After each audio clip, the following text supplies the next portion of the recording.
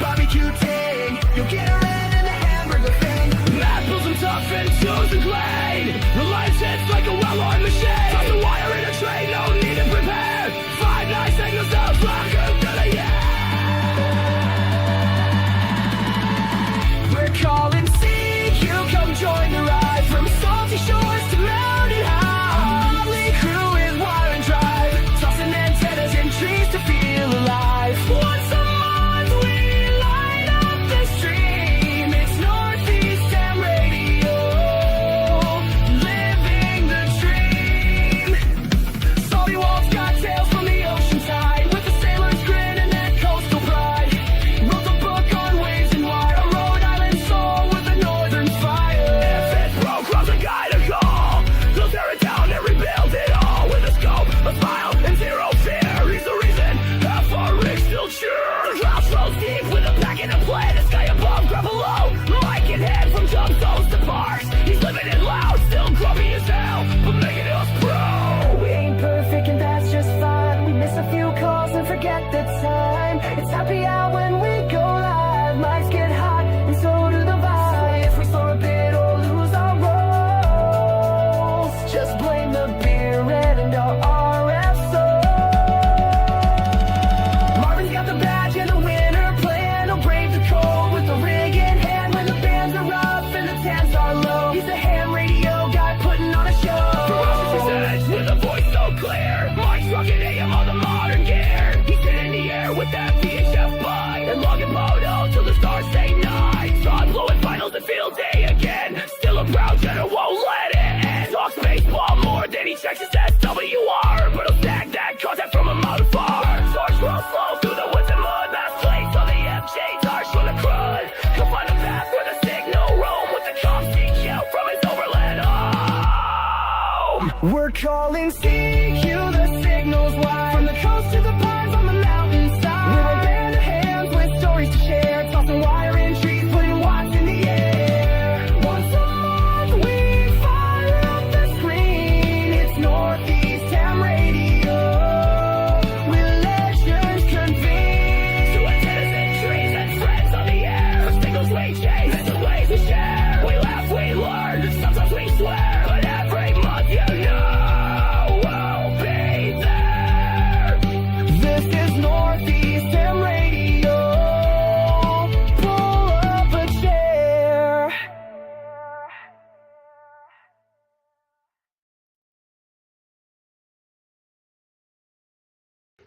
Yes, I brought that mini to a family photo shoot.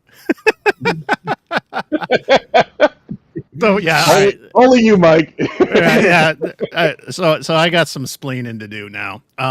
So yeah, here's the backstory behind that. So that's the Baofeng Mini, and when I got it, because like a lot of other ham tubers, like I'm not in a top tier. Like I'm getting stuff like after so many other people have already had it and done it, and so my great idea to test out the Mini was I'm going to EDC this for a month, and I wear dress clothes to work. I presented at a conference with the Mini in my pocket, wearing a suit on stage. Nobody knew.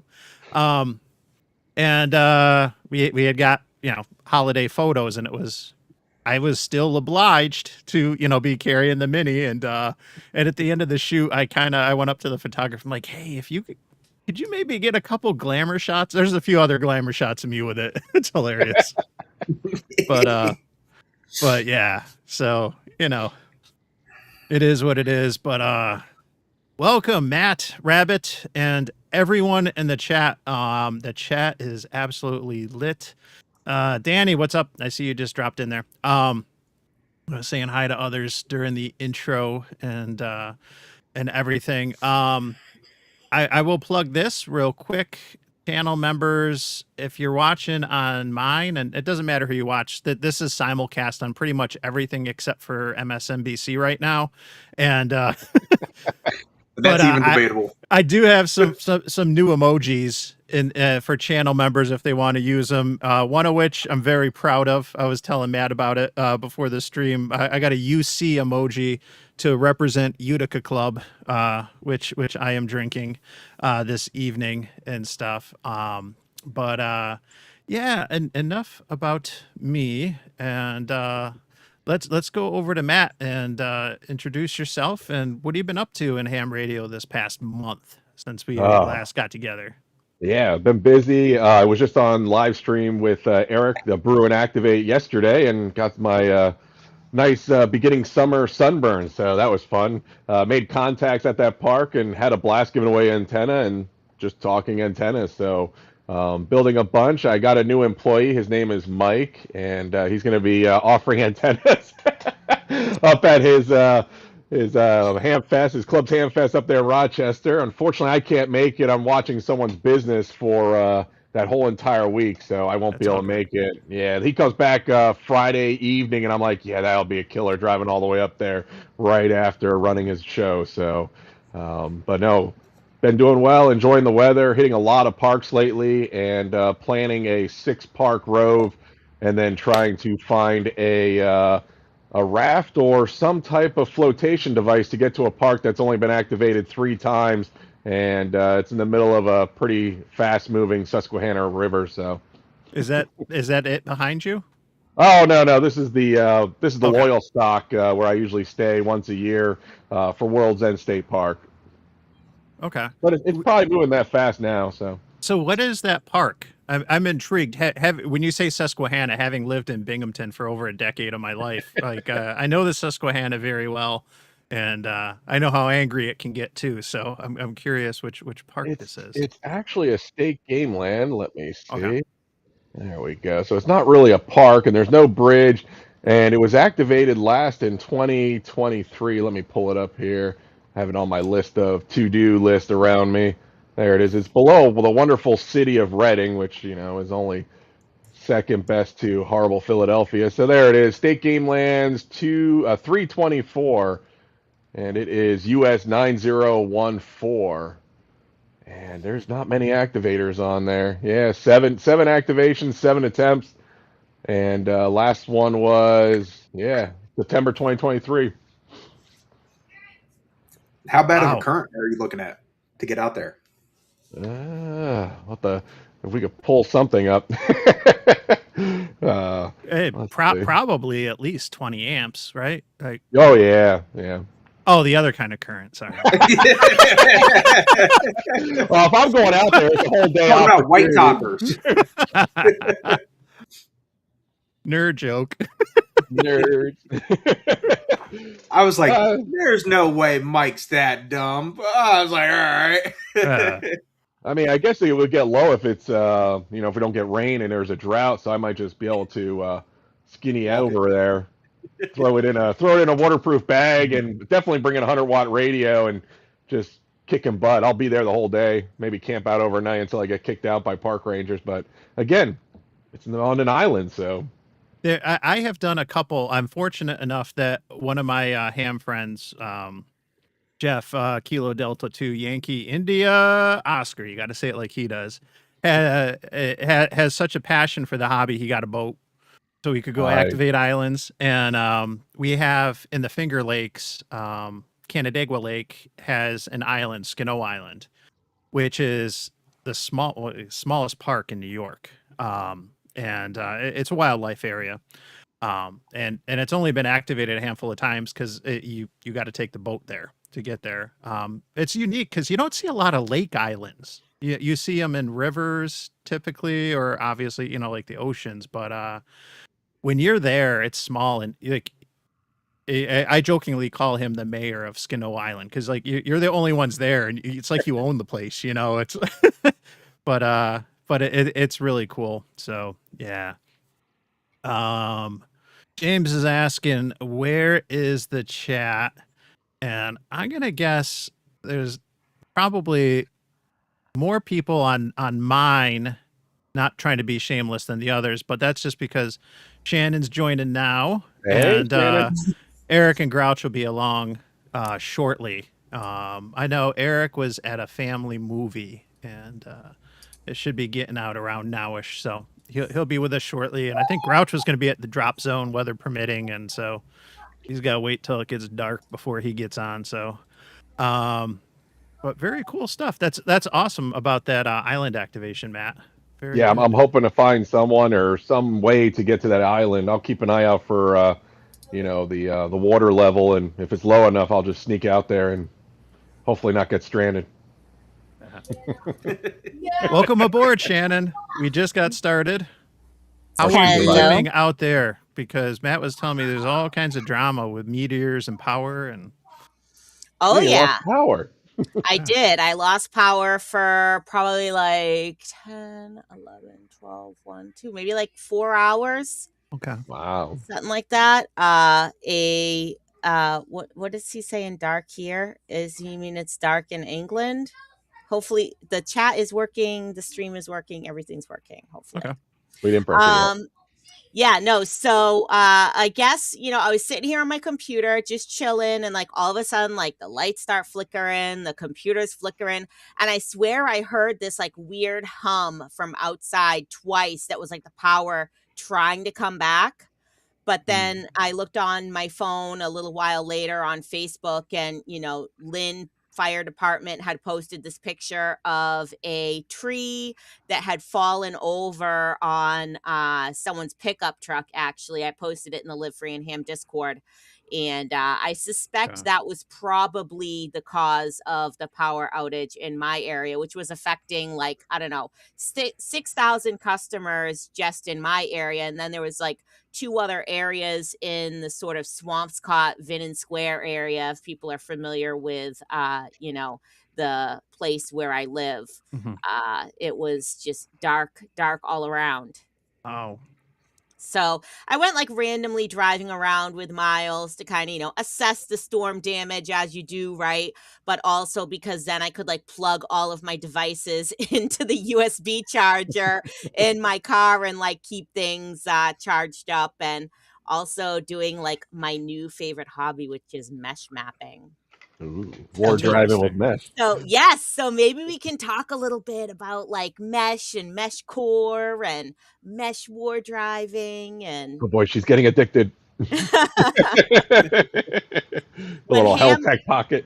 when ham radio isn't enough, then you just got to move on to like other radio. 900 megahertz will do that to you. Trust me. Hey, aren't you the one no band left behind, I know. right? Yeah. Listen, and here's a thought, right? Where you were on the show when we were talking about, how like hams don't go on the ham portion of the mesh Yep. because they want to be able to keep the being able to encrypt or whatever. Mhm. But if we did move into the ham portion of those bands, could we count it as a POTA if you made a mesh core POTA contact It's on the not ham portion of the bands? it's not the ham portion. It doesn't matter where it is in that band. It's all ham. We're secondary users. It's a matter of this. If you just put it in the mode, it's the mode Yeah. that matters. Yeah. So if you take it off the encrypted mode, then it's legal for ham use. And by doing that, being a ham and licensed operation, you're gonna get more power that you could use as well. Yeah. And you're not, and I don't know if I think that there's some antenna. I'm still new to this. I just got a hand-me-down mesh. I think that the Helltech V3 or something or V4. Yep. So my buddy gave it to me on the way out to Hamvention, and so I've had it up at the house. I haven't really done much with it, just leaving it in the window and checking it from time to time. But I think that there's some antenna gain restrictions. If you're not a licensed amateur radio operator, I think you're limited in the dBi or dBd gain that you can get. But nonetheless, like you could, switch it to the ham mode and you can make contacts. I've jokingly said like it'd be neat to maybe bring that out in one of the VHF contests if there's enough hams. Even I don't need enough. I need a couple that would be willing to try to make that contact, and as long as it's simplex and not doing any, I'm just going direct from one, from my device to somebody else's, and we do the proper exchange for a VHF contest, which is just your call sign and your grid square, pretty basic. Then That would be legit. Like that's something that would be interesting. I know I've seen some folks have done it with soda and stuff. And when I go out and play radio in the VHF contest, I try to get high, and get some elevation. So yeah, that'd be neat to try. I'll Did play you with it more. Maybe I'll think about September did and you just stuff. say you try to get high? He gets Yeah. high while he gets He high. does it all the time, man. Yeah. Yeah, just you see, I just casually just like, but no, that elevation matters. So, Yep. and when I've gone and played on 900, when I've gone up to a couple spots that are either around 1,500 feet, 2,000 feet, it really goes. With even just a couple watts, like you can really get out there. So, yeah. Yeah, so since this is like the first episode since Hamvention, and I don't know if we're gonna wait for some more of the crew to show up before we start talking, so much about Hamvention, but since we're talking about mesh, I picked up a couple mesh things at Hamvention. I got, Grouch had given me that Lily Goatee deck in the lovely Grouchy green 3D printed case, and that is flashed to Meshtastic. And then I purchased myself from Seed Studio. I'm told you have to I'm told you have to whisper it when you say it. From our good friend Dave there, I picked up a SenseCap solar node that I have flashed to Mesh Core. So I have that mounted on my third floor porch on a 10-foot piece of 2-inch round PVC pipe. And it's holding up in the storm. So that's good to know that it hasn't like blown over or blown away or anything like that. I just have like the pipe zip tied in the Cool. corner of my porch. Cool. So, oof. You I using need- like I need regular more. zip ties, or did you get like some special like UV Resistance. ones or something? No, they're just regular black Okay. zip ties. So, I don't know if it's, potentially possible that they could be degraded over time from Yeah, I don't know. UV. But Yeah, they I've, probably will. but I've used the same zip ties. Like I have, a 28-foot MFJ mast that it's the collapsible one. So I have that also zip tied in the other corner of my porch that I used when I had like my random wire there Okay. in the backyard, and that's like stayed pretty well, but it's probably a little bit less of a wind load and it's not up all the time. But I use like at least 2 zip ties, one on the top, one on the bottom, and I could put extras too if I needed to, because you definitely don't want that to like fall over and crash through a window or something. That would be a really bad day. Damn duct tape. Yeah. Yes. It is. They are. Yeah, and I have to ask. I had to ask about like the UV resistant or whatever, because I think I've heard that there's like UV resistant ones, but there's also like some temperature, like higher temp ones that you might use like with tying off cabling or hoses inside like an engine or something. But Yeah, I haven't stuff. really heard of that. But when my husband, God rest him, he was still alive and he was helping me put up my weather station too. So that is down on the, the ground level, and it's also in the corner, but it's in the corner of the chain link fence. So that it's the same thing. It's on like I bought like a 10-foot piece of PVC pipe, but I think we cut it down a little bit to be maybe around 7 feet high. Because when I looked at the instructions for the weather station, it was like, well, if you want it to be the best for the temperature and the humidity sensors, you want that to be like about 7 feet off the ground and like 20 feet away from any structures. But if you want it to be best for the wind, then you want to mount it like on your roof above the, above the roof line. So unfortunately, you couldn't split up the sensors. It's not like one of those fancy ones that has separate sensors. So I ended Okay. up doing it, on the ground. And I was going to do the same thing. I was just going to do zip ties. And then Peter was like, no, why don't I go get metal hose clamps? Because that will definitely stay and not go anywhere. So that's like the other option too, is I could go to, I guess, like the automotive store. I don't know if they sell them at Home Depot. I did kind of try to look and see where they were in Home Depot, but I couldn't really find them. So I didn't get any, but hose clamps like those definitely aren't gonna break in Home UV or Depot and whatever. Lowe's have them. I just got some recently. Okay. What aisle are they in, Rabbit? Yes, I went somewhere in the under. plumbing area. Oh, they are in plumbing? Okay, I looked in, like, I went to, like, the hardware fasteners section because I thought that maybe they'd be in there, but I didn't see them. But maybe I need to keep looking in the plumbing section since that's where the PVC pipe is.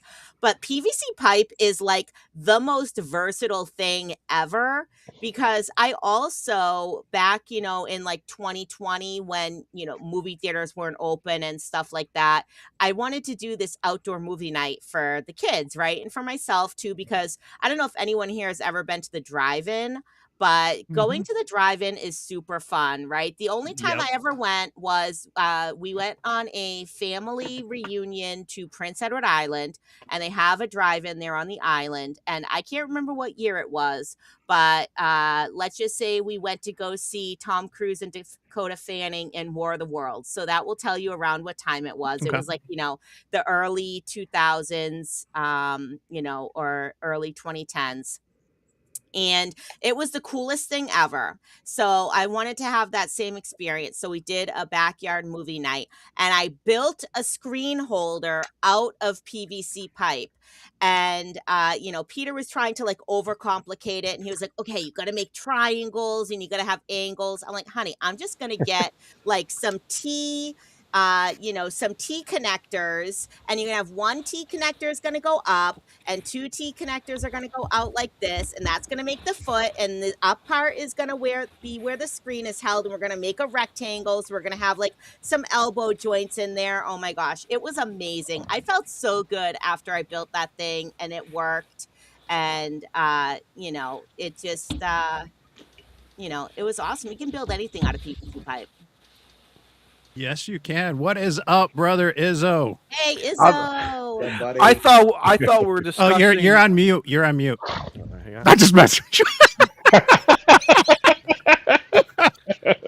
I thought we were discussing macaroni art. Wait, His elbows. Elbows. elbows. He's hungry, man. He's hungry.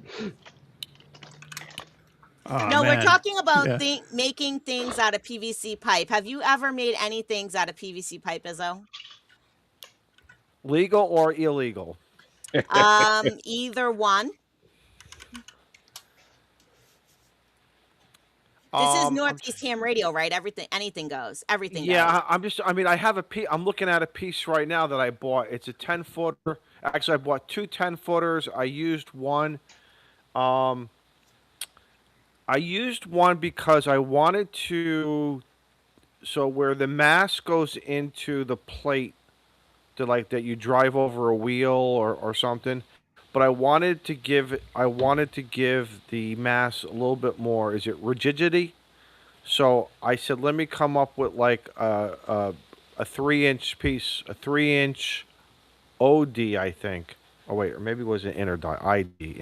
Anyway, I wanted to support the mass a little bit more. So that was like my most recent DI. I did that about a year ago. I did some stuff with water collection a few years ago, maybe about 5 years ago. I wanted to route some water, and I bought the elbows. I did this, I did that, and I redirected some water. Does that make sense? Does that count? Yeah.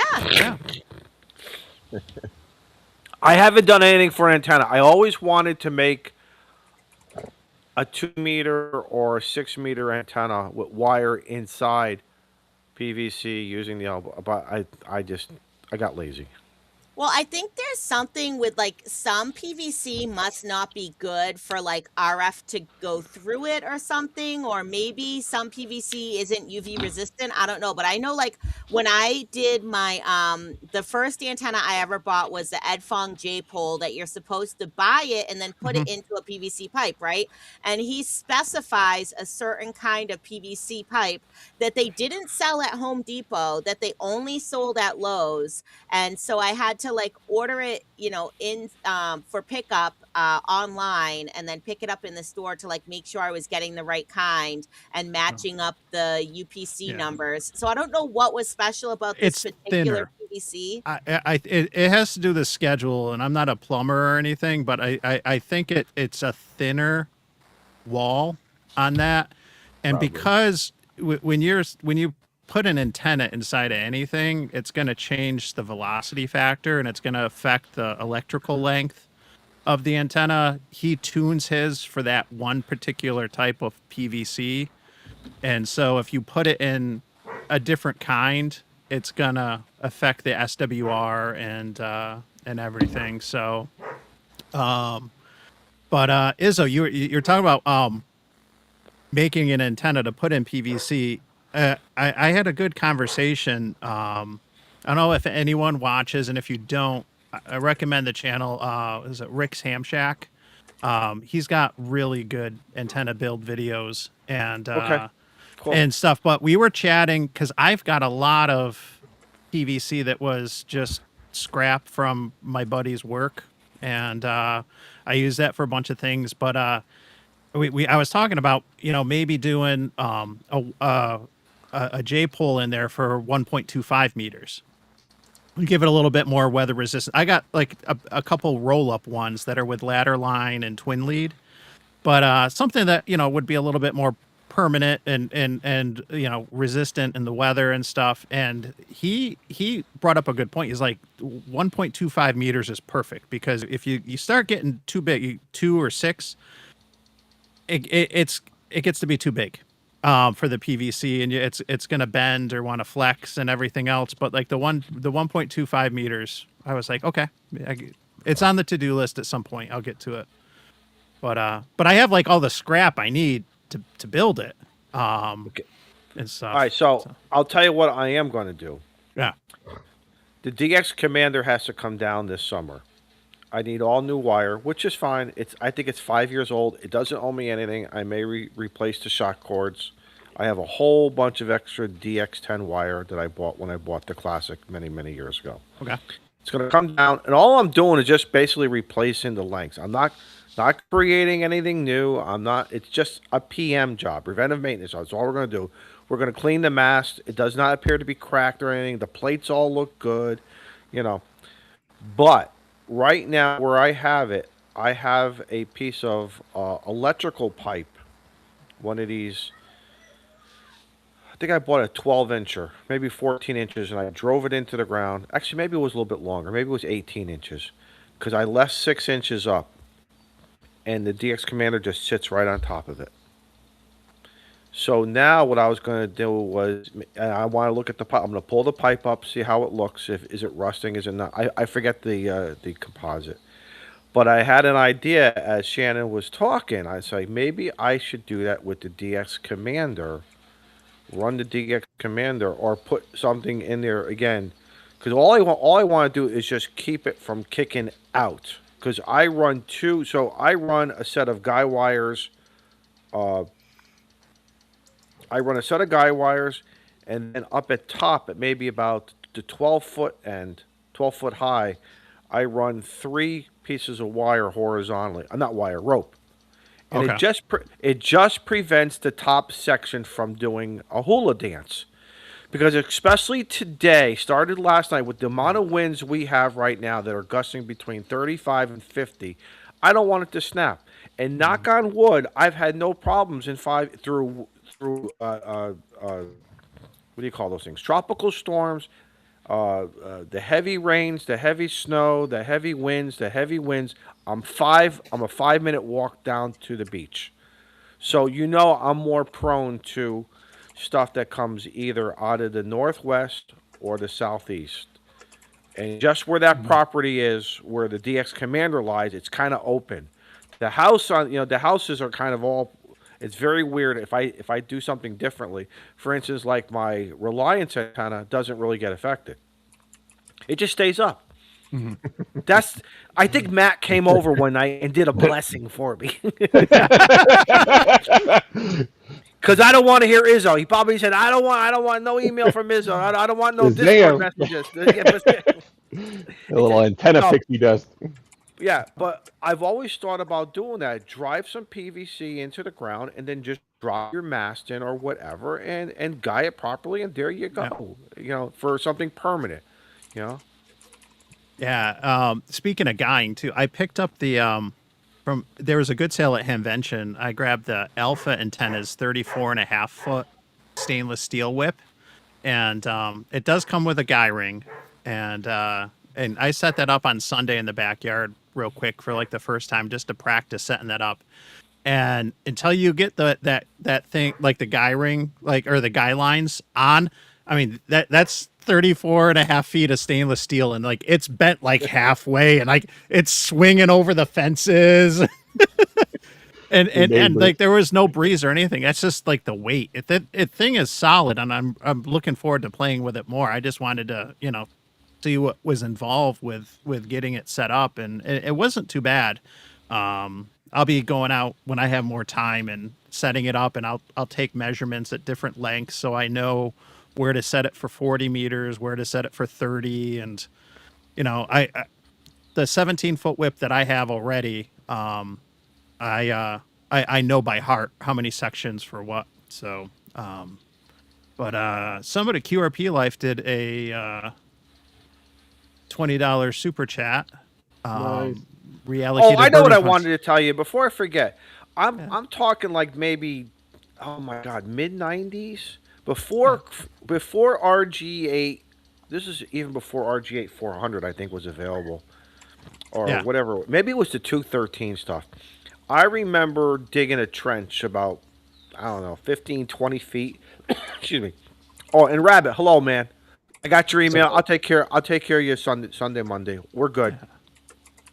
Okay, I'm old. I don't want to lose my thought. Put the PVC pipe down and ran the feed line through it, because the old way of thinking, and again, maybe back then it wasn't old. It's all we knew, as well as the composite of the material that we're dealing with. You dug it down deep enough so you get past any winter frost or anything. No moisture down there is possible. And you wanted to run your feed line down into the ground, right? Now, with this new feed line that's available from ABR and all these other places that is direct barrel, you don't have to worry about that stuff anymore. You just go down 6-8 inches. You just take a hoe, just make a quick thing, put it back, and you're good to go. But I do remember running feed line, and I remember pulling the feed line out when I had to move, and there was moisture down there. And maybe I caught it at a good time, because I didn't notice any VSWR problems. I didn't notice any other issues, but I'm wondering if there was going to be a problem, because back then we just had a different type of jacket that's available today. And who knows what's going to happen 10 years from now with all this material, with all these change, and we hope it's all good changes, right? Yeah. But that was another use of PVC. Again, drop it down, run the feed line inside it, or get like a 3-incher and you can run a couple lines through it, So I had the elbow coming up. I had the elbow coming up to catch the drip, My base station 20 and 70 is PVC piping with aluminum duct tape on it. It's been up for 3 years. Hasn't failed yet. Here you go. All right. There you go. I feel confident with the direct barrel. I feel confident. I'm going to give it a shot. I've had no issues, but maybe it's my soil too. Who knows? Maybe I did go down deep enough. And I'm trying to keep this clean here tonight. That's okay. No. Eric's not here. As soon as Grouch and Eric show up, it's all downhill. No, we have a lady present, so I'm always present. That never stopped you guys before. Yeah. So speaking of Eric, though, should we talk about this now or should we wait for him to come? Should we talk about him while he's not here? I shouldn't have brought that So up yesterday. so Matt was on Brew and Activate yesterday, and he sort of brought up a little something that he said Shannon wants Eric to grow a beard, and I think most of you guys know I love a man with a beard. I think the beard just makes the man, and a man without a beard isn't a man, he's just a boy. So there you go. All right, I I'm said out. it. I'm out. See you later. Yeah, my I baby mean, face can't do it. I mean, at least you got a little bit of stubble going on there, right, Izzo? So you could grow one if you wanted to. Mike, I'm sure you could also grow one if No. you wanted to. So, Matt had said it out there. So I said, well, actually it was Eric who was the one who was like, you would have to raise at least $500 for me to grow a beard. And I don't know, guys, but that sounds like a pretty doable goal for me, right? At least to me. So he said that the super chats have to go in through his channel, N1JUR, but so I put in the first $20, and then I can't remember who it was yesterday, put in 5. So we need $475 more to make Eric grow a beard. And and then I had said, well, how about if the money goes to Teachers Institute, if that would, kind of sweeten the deal a little bit.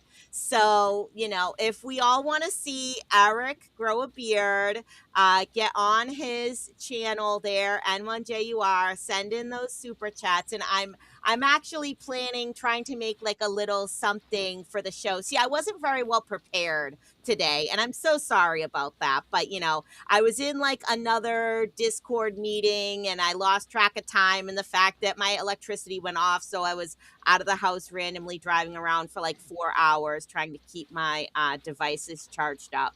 But Shannon, and tell you what I'll do. I'm not gonna put the money, but this is what I will do. Okay, or maybe I'll throw him some money. If he grows it sort of like what Matt's got going on, or Rabbit, A I'll rabbit send. stash.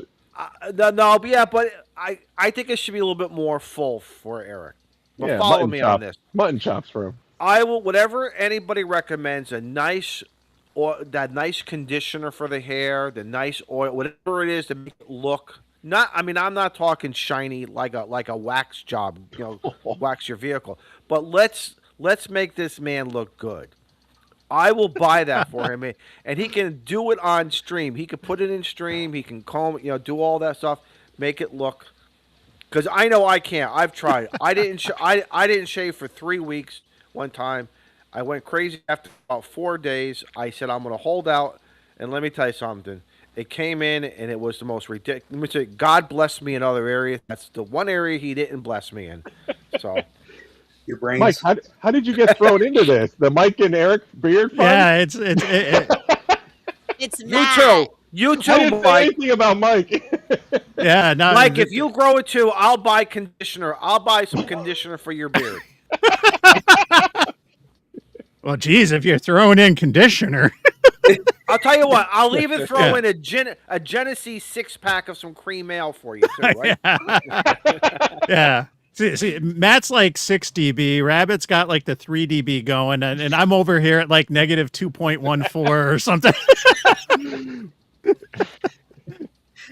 Yeah. Hey, Chris, thanks for joining. It's already downhill, brother.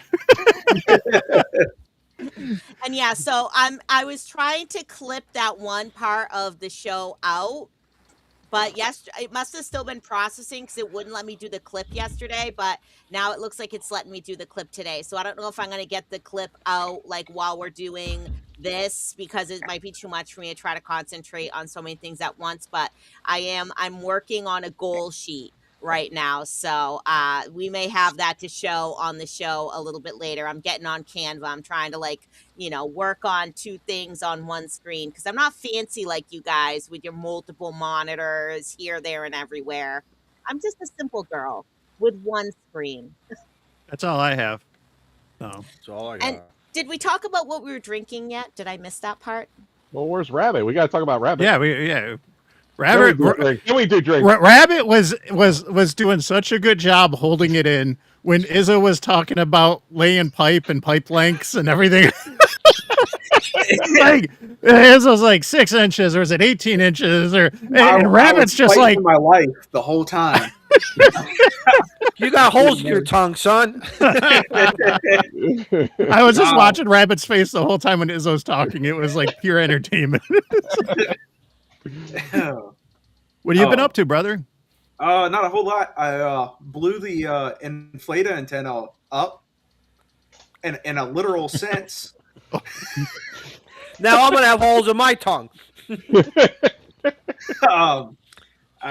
I may have pulled it out at work to wipe it down because I haven't touched it in a while.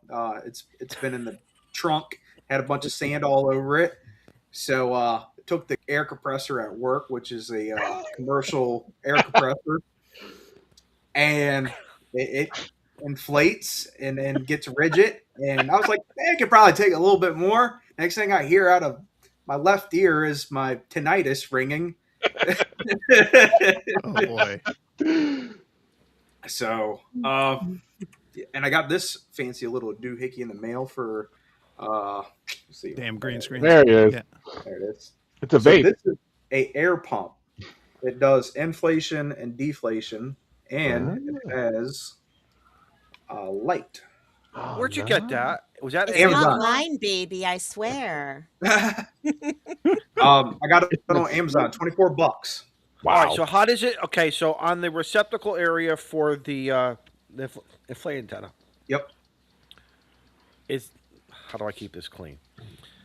A How valve. does it insert? Is there a doohickey? Is there a doohickey that goes out and it goes into it? You know, is there? I'm glad that you asked. There's multiple doohickeys that will be inserted into the. I wish I inflatable. never asked, but go ahead.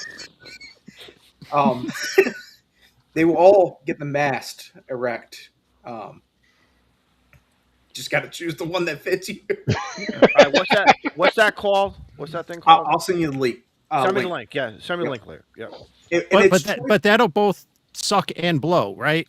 Yes. Okay. Yeah. Yeah. And the whole reason I got this was This is the like suction Spaceballs. part. Yeah. I'm sorry, Rabbit. No, you're good, brother.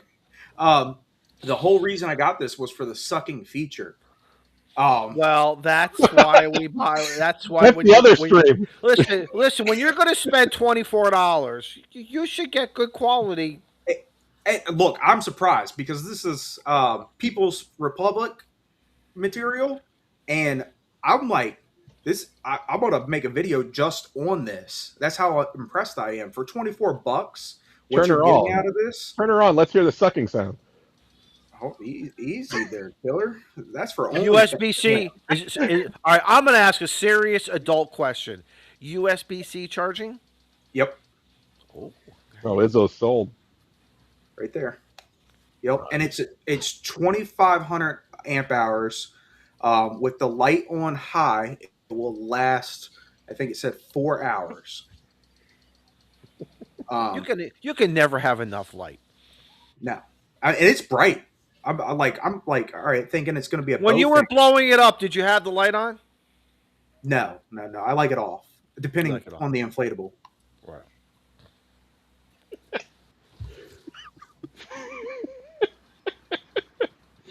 We don't even have comebacks. We're just like, Look at Shannon. I just watch her face.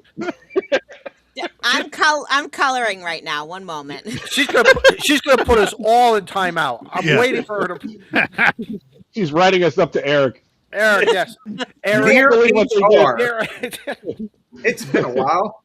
Eric, you better grow that beard because these guys just. She wanted to grow a beard. I wanted to grow a beard. That Shannon, I think that's awesome. I say that very seriously. That's awesome. Yep. And goes to a donate good the cause. money. Donate the money for something. I like that. That's nice. Anyway, on the drinks. What are we yeah, all drinking? drinks. I know. Well, Mike's drinking. Izzo, I think someone asked earlier, what cigar are you smoking? Did you say? This is the Jaime Garcia. Okay, that's what someone Yeah. asked. Yeah. Yep. Yeah, Okay. I'm running down. I got to buy some more. This is the 6x60. I was smoking some Olivas for a couple days. I'm in the garage. The tent's gone. It's so cold. I'm sure up there you guys are. It's freezing down here. Not that it's like 52 right now, 54. High. Again, I told you about the high crazy winds. I'm in the garage. I think John asked me if I had a candle over by the fertilizer. No, that's bird food. We're not ready to go now. We're not going. My goal is to be 100. If I want to do something stupid at 100, well, we'll do it at 100, but we're not going to do it now. So, Yeah. and I'm just drinking some, I think this, Diet Coke. This is just some regular Diet Coke. Gotcha. Anything fun in the cup there, Shannon? Yeah, so I went to the adult beverage store as I was making my rounds, trying to find. You had 4 hours. You had 4 Yeah. hours. So, trying to find one that Yeah. was not affected by the power outage, right? So I had to, increase my circle. I went to Cappy's. If you guys, are familiar with the Northeast, I like Cappy's. They have a good selection. So I found this one. It's called Ricky Sour, and it's by Night Shift Brewery. So it is a sour ale with lime and raspberry, and I love raspberry lime Rickies. Ever since I was a kid, Okay. used to go to Brigham's. Who here went to Brigham's? And I used to get raspberry lime Rickies there all the time, and they would make them like fresh. They would cut up the lime and squeeze it with the raspberry sauce and squirt the soda water in there. Oh my gosh. So I got to crack this open and give this a try. And then once I finished that, I picked up this from Sandy Neck Cider Company, crafted on the Cape. And it's called Revolutionary Dry. It's a limited release. So that is a hard apple cider. So I'm gonna give that Nice. a try too. So I'll All right. let So you guys Shannon, know. question for you. Yes. Down here, especially in the inner cities in Connecticut, they call the liquor. The nickname has always been the Packy. Some of the actual logos, the LED, still say package store. What do you, in your neck of the woods? Do they call them liquor stores, package stores, packies? What do you? No, I would say that it's like the Packy, right? It's the Packy. So, and actually, if you're on my Adventures in Wonderland Discord server, which you should be, Izzo, because you're in Connecticut, right? So you're in one land. I'm in one land, yeah. Yeah, so my channel on that server for Packet Radio is called Hitting Up the Packy. I never realized. Oh my god, I never realized that. Let me go look right now. That's awesome. But so, I don't want Miles to go around saying like, oh, my mom's going to the Packy. Like, it makes me sound like an alcoholic, right? So I call it the adult beverage store. So Miles actually called it that the other day. He was like, hey, look, Mom, it's the adult beverage store. I'm like, yep, that's right. That's what it is. Rabbit. Yeah. What you got, Rabbit? 10-ounce Michelob. Ooh. Is it Michelob or Mick Ultra? Against... Mick Ultra. Okay. All right. Yeah. Nice. And I already drank the New Trails Backcountry. This was actually pretty good. Had an orange citrus and like some piney resin taste to it, so that was good. Now I'm washing it down with Nitro Milk Stout. Nice. Yeah, Very nice. It's nice and smooth. I like it. Left-Handed Brewing Company. And Mike, we know what Mike's drinking. He's Yeah. sponsored. Utica Club. Old school. The first beer brewed after Prohibition in the U.S. That's all I remember from the 24-hour POTA was pounding those down. Yeah. It's a So beer what's a beer. pilsner? What is a pilsner? What makes a pilsner versus what is a pil? I don't even know what a pilsner is. I mean, I know it's beer, but what's the? Yeah. It's a type of a lager. Pale lager. Yeah, if you were to break beer into like a couple categories, it depends on the type of yeast that you use, if it ferments from the top or the bottom. And I can never remember which one is which, but the type of yeast that goes into making ales is going to usually give you a lot more of the hoppy characteristics and flavors. I like an ale. IPA. If you think of like I love an IPAs and you get that hoppy whether it's the citrusy or the piney. Then there's the lagers, which are a lot more, I hate to say bland, but sometimes that's what you want, is like a beer that just tastes like beer. And a Pilsner is a type of a lager. It's usually pretty crisp and light. So I mean, I call this a beer. Like, I mean, it's a beer that tastes like beer. It's not anything Okay, which fancy. Schlitz?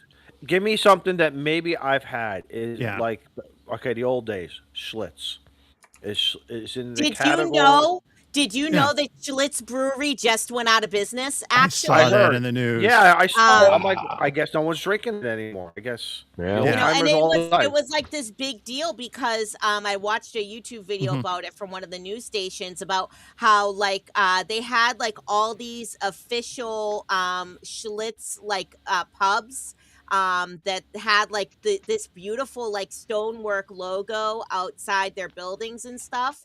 And yeah, how they're basically having like these big Schlitz send-offs. So it's really sad, right? And then like if anyone here who knows like old timey TV, Laverne and Shirley, they worked at the Shots Brewery, which was supposed to be Schlitz, and it was actually filmed in like the Schlitz bottling plant. Oh, I didn't know So, that. Awesome. Yeah. Excellent trivia. So, Excellent trivia. that was a really, really sad thing that I saw, like an iconic piece of American history that we're losing. So Nice, Greg. Yeah, great. Yeah, I didn't bring any to the campsite this year. I brought it there last year. I brought a bunch of Jenny stuff with me out this year. And thank you, Matt, for doing the gifted welcome. memberships, which you got one yourself, so you can use the Utica Club I did. emoji if you refresh. Oh man, that's But awesome. Let me but refresh. congrats to Norman Janes, Don, David G 5308, Man of War, on the gifted memberships or receiving those. Appreciate it, and you'll get Met channel members get early access to videos. There's some really cool. I think they're really cool emoji that you get to use and stuff. So appreciate it. Thank you so much. Now we And- got the song. Now Yeah. we got the song. If you know Laverne Shirley, Yes, it's in my head. and I got it in my. yeah, I'm singing it. Yeah. So Adirondack DFL posted Shlemiel Shlemazel. And did Mazel. you know that those are actual like Yiddish words and they Really? do mean Really? something? I gotta look it up to remember what it is, but I did actually look it up before about what Shlemiel Shlemazel means. I'm gonna look it up right now just so we can have like our little teaching moment on Northeast Ham Radio, right? Oh, And you lost Izzo. I think he's going to find something. Uh-oh. Yeah. Oh yeah. You refresh, Matt. You're using the UC emoji. yeah. I see. I had to. Yeah. Yeah. I was struggling to think. So wait for Izzo to put his headphones back on. Now that Izzo's back, I was just gonna say you're asking for something that this might be comparable to, and I'd almost say like a Corona, where it's gonna be like a real light golden type beer and stuff. So that's the best I could come up with. Shannon, what is? If you know, you know. Oh, wait Picture- a minute. I got to make my screen big again. Okay. So it's a bottle of beer going down, and then Yeah. what does Laverne do? She says, "I'm done with this place," and she puts her glove, and it goes right down the line. If you So- know, you know. So I have the meaning. So a schlemiel is a Yiddish term for a clumsy, inept, or foolish person who is chronically unlucky. And schlemazel is a Yiddish word that means a difficult, messy, or muddled situation. So there's your little trivia that you guys can like kind of put in your back pocket and pull it out whenever someone's talking about Laverne and Shirley. So when someone mentions schlemiel, schlemazel, you can say, "Hey, do you know what that means?" A schlemiel is a chronically unlucky person, and a schlemazel is a difficult, messy, or muddled situation. Okay, so were they referring to them, or were they referring to Lenny and Squiggy, or was it just it's a song, it's the words, let's not even go any further. You know what I'm saying? I wonder if there's something deep rooted into that. Yeah, Why the writer said those words. That's excellent. There's like, a lot of, English and American vernacular, I think borrows a lot from Yiddish words. And, like I like to say schlepper, like someone who carries stuff around, right? So I was calling Miles my schlepper at Hamvention because I made him wear like his Mickey Mouse backpack, and anything that I didn't want to carry, I stuck into his bag. So that's another Yiddish-ism, a schlepper. The more you know, guys. After stream, maybe behind the scenes, I'll tell you the one word that was given to me long time ago. It's a special meeting. I can't use it. I can't use it anymore, but I'll tell you guys later. Poor Miles. Poor Miles. Listen, okay. What is a kid for if not to make them your pack mule, right? That's your Poda wagon. Exactly.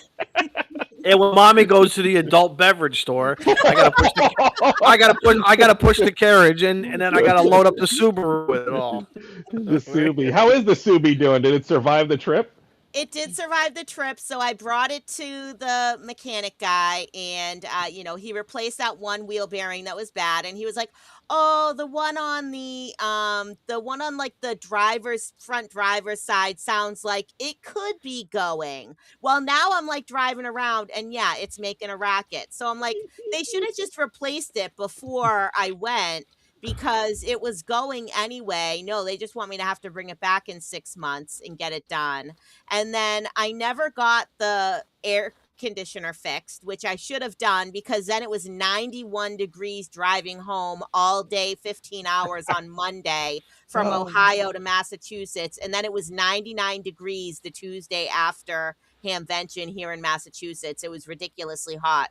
So, but I found out there is like a problem, a known issue with Subarus of a certain year, that somehow the clutch on the AC compressor wears out way faster than it actually should, because the car only has 89,000 miles on it, and it's a 2014. So yeah, it is like, over 10-year-old car at this point, but it doesn't have very high mileage. So why is the AC compressor weak? Apparently, you can take out a shim out of the AC compressor, and it makes the clutch engage more so that it still will work, instead of having to replace the whole AC compressor. But then like you have to like put all these washers on the bolt to make the belt pass still go the same. So it sort of sounds like a little bit of a janky, complicated fix, but it also stops you from having to replace the whole AC compressor. So I would have to find a mechanic that would be willing to do that for me. What? Paul didn't do it when you're down at Hamvention? No, Paul was not getting under my carriage at Hamvention. Whoa. We weren't talking about that. Oh, thanks again, Matt, for we got some new members. Matt did not gift to himself this time. I was wanting to see if that would work. It's funny when that, like, I've done that before in chats, and then like you end up gifting yourself and you kind of like out yourself. It's like, oh yeah. It wasn't rigged. No, so JP Daly, Noel's, Paul, Franklin Mon, Haas, welcome aboard. Awesome. Woo-hoo. Enjoy the memberships. When you give yourself, we're now going to call it meal or a shamazel, whatever. So, do you guys want to show my screen, or do we want? Yeah, because what is it? What's that down there? Yeah, we were getting questions in the. Is that the schmazel or shamizzle? Oh, this guy's definitely a Yep, schlemiel. What does Rabbit think? What is it? I have the screen share up, but I don't know how to put it up on the. Oh, I can. Mike will do it. Just add the scene. Is that Eric with a beard? Oh my God, that is Eric, isn't it? Man, he can pull it off. He can pull that off. He Duck Dynasty. Great. He should get a Duck Dynasty beard. Hell yeah! It looked like the New England version of the Tech Prepper. Yeah. Oh my God. Oh yes. Yes. All right. We got to start making memes like that. Yes. Yes. So this is a preview of what Eric would look like with a beard. So again, if we want to see Eric with a beard, you have to go on N1JUR YouTube, okay? I don't think he's going to accept it if it goes on anyone else's YouTube. But you gotta go on N1JUR YouTube, get those super chats in. We'll see them come in. I will add them to the goal board. And he said if we get 500, he'll grow a beard. So we got to hold him to it, right? Because there were many, many witnesses that heard that yesterday on the show. And I am going to clip it out. So I'm going to Where clip is it he? out. I'm going to post it on, on the Live Free and Ham Discord. And, I'll have it up on my page too. So. We're gonna put him on Clubhouse now. We're gonna put him back on Clubhouse for this. Wow. With the beard, they'll never know who he is. Yeah. Change his call sign too. I'm jealous. I want that beard. I'm jealous now. Well- I don't want AI. And that's with Izzo's nice donation of the moisturizer and everything. It looked beautiful there. Exactly. Let me tell you something. You gotta have the beard oil, right? Oh, 'Cause yeah. You that's do. Oh, really yeah. Absolutely. often. Absolutely. That's right. You Mhm. got to keep the ladies happy. I had ChatGPT give a few different options on, what the beard could Okay. possibly look like. Some of them were a little ridiculous. All One of white, them was grayed out. One of them was like a mustache with the little curls in it. Oh, yeah. Which, Raleigh fingers. I mean, Raleigh fingers. Oh my God. Yeah. if you can do that with your mustache, it looks so cool. And then one of them was like a really gray kind of beard, but I thought that one suited him the best. So that we want him to still look good, right? We're not trying to make him look bad. No, that looked good. I thought so too. I did. It looked awesome. Rabbit, can you do the handlebar up here on both sides? Yeah. If I had some wax, I can. Yeah.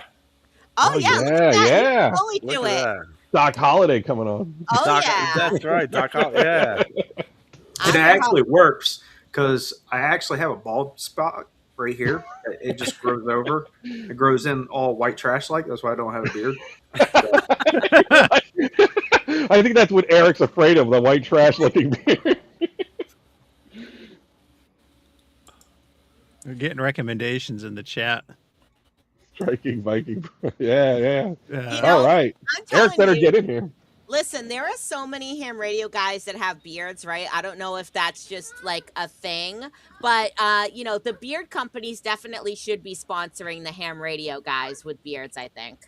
Mm-hmm. The 5-2 product. The 5-2. I love that. The 5-2 product. Mike's like, all right, I'm growing it. Yeah, leave no beard behind. Yeah. That's a T-shirt there. Where's Quirky QRP? Oh yeah.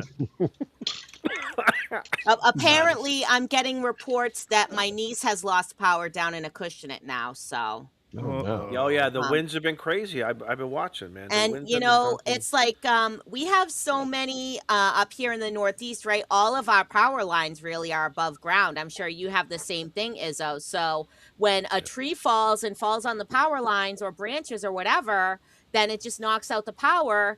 And I was actually saying earlier to, I was texting with one of my mom friends, and I was like, oh, did you lose power? Because she lives up the street from me. And she was like, yeah, we just lost it. And she was like, I hope it's not out for too long. And I'm like, well, I would prepare for this to be probably a long-term event, because I will say the last time we lost power for an extended period of time, it was in March of 2025, right? It was last year. It was right around International Women's Day Photo Party. And the power was out for over 24 hours. And part of the problem is that when it's windy like this, they can't put the guys in the bucket trucks because it's too dangerous. So, I believe 35. I believe 35 sustained. Don't quote me on that, but I believe 35 sustained, or maybe 25 sustained and a 35 plus gust. You're absolutely right. They can't go up. It's for their safety, and you got to just wait. You got to wait. That's why, after all these years of doing emergency management, Red Cross stuff over the years, we all done are different. What I do at my house is different than the difference between the 4 years because you go with probability statistically. Then when it does happen, you always say how long was the last one or how long was the worst one. My biggest thing is I got off of gasoline generators because I used to fill up the 5 gallon, big red jerry cans, the plastic jerry cans. But when the power goes out, now your local gas station doesn't have power, so you're not going to get. So now you got to drive 50 miles to get gas in like 2 or 3 days. It's not economical. I just said, give me the propane. I brought a propane generator. That generator will never see gasoline. It's not going to get gummed up. Once a year, I change the oil, run it 3 or 4 times a year with a load, no load, but I think I got a 100-gallon tank of propane. Propane's good. It's not going to go. I played the game of putting stables in and then use the gas later, 5 months later in the truck or in John Deere. Got tired of playing games. So that's it. Propane is the way to go. But that's for me. We've calculated based upon this house needs. We're good for about 2 weeks. So if Armageddon comes, it is what it is. Did you Yeah. have Do an what you image, gotta Rabbit? do. Did you want to put that image up, Rabbit? Oh boy. Want me to add this? Yes, put that up. Yeah. Big screen, baby. Look at that. Oh, that looks good on you, Mike. Obviously, Zoom in. somebody confirmed you, right? So yeah, Yeah. hell yes. We all make that face. Wait, hold on. Make that face. Let me see that again. Zoom in on the beard, man. I don't know how to embiggen it even more, but you know who that kind of looks like from afar? I know. It looks like Scott from Ham Radio for Non-Techies. Oh yeah. Yeah. Yeah, look at that. Embiggen, that's awesome. Enhance. I worked Yes. I worked a park to park this afternoon. One of my last contacts was a park to park on 18 meters. I'm sorry, 17 meters in Utah. Wow. And it was like a 3-3, but guess what? It still counts. We still were able to hear each other. I had a very low noise floor, but that's, again, we all make that face. If anyone says they don't make that face, they're lying.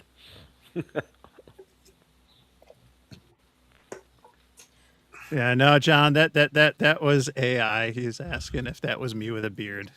Yeah. You should have said that was me 15 years ago, 20 years ago. Yeah. Witness protection. Yeah.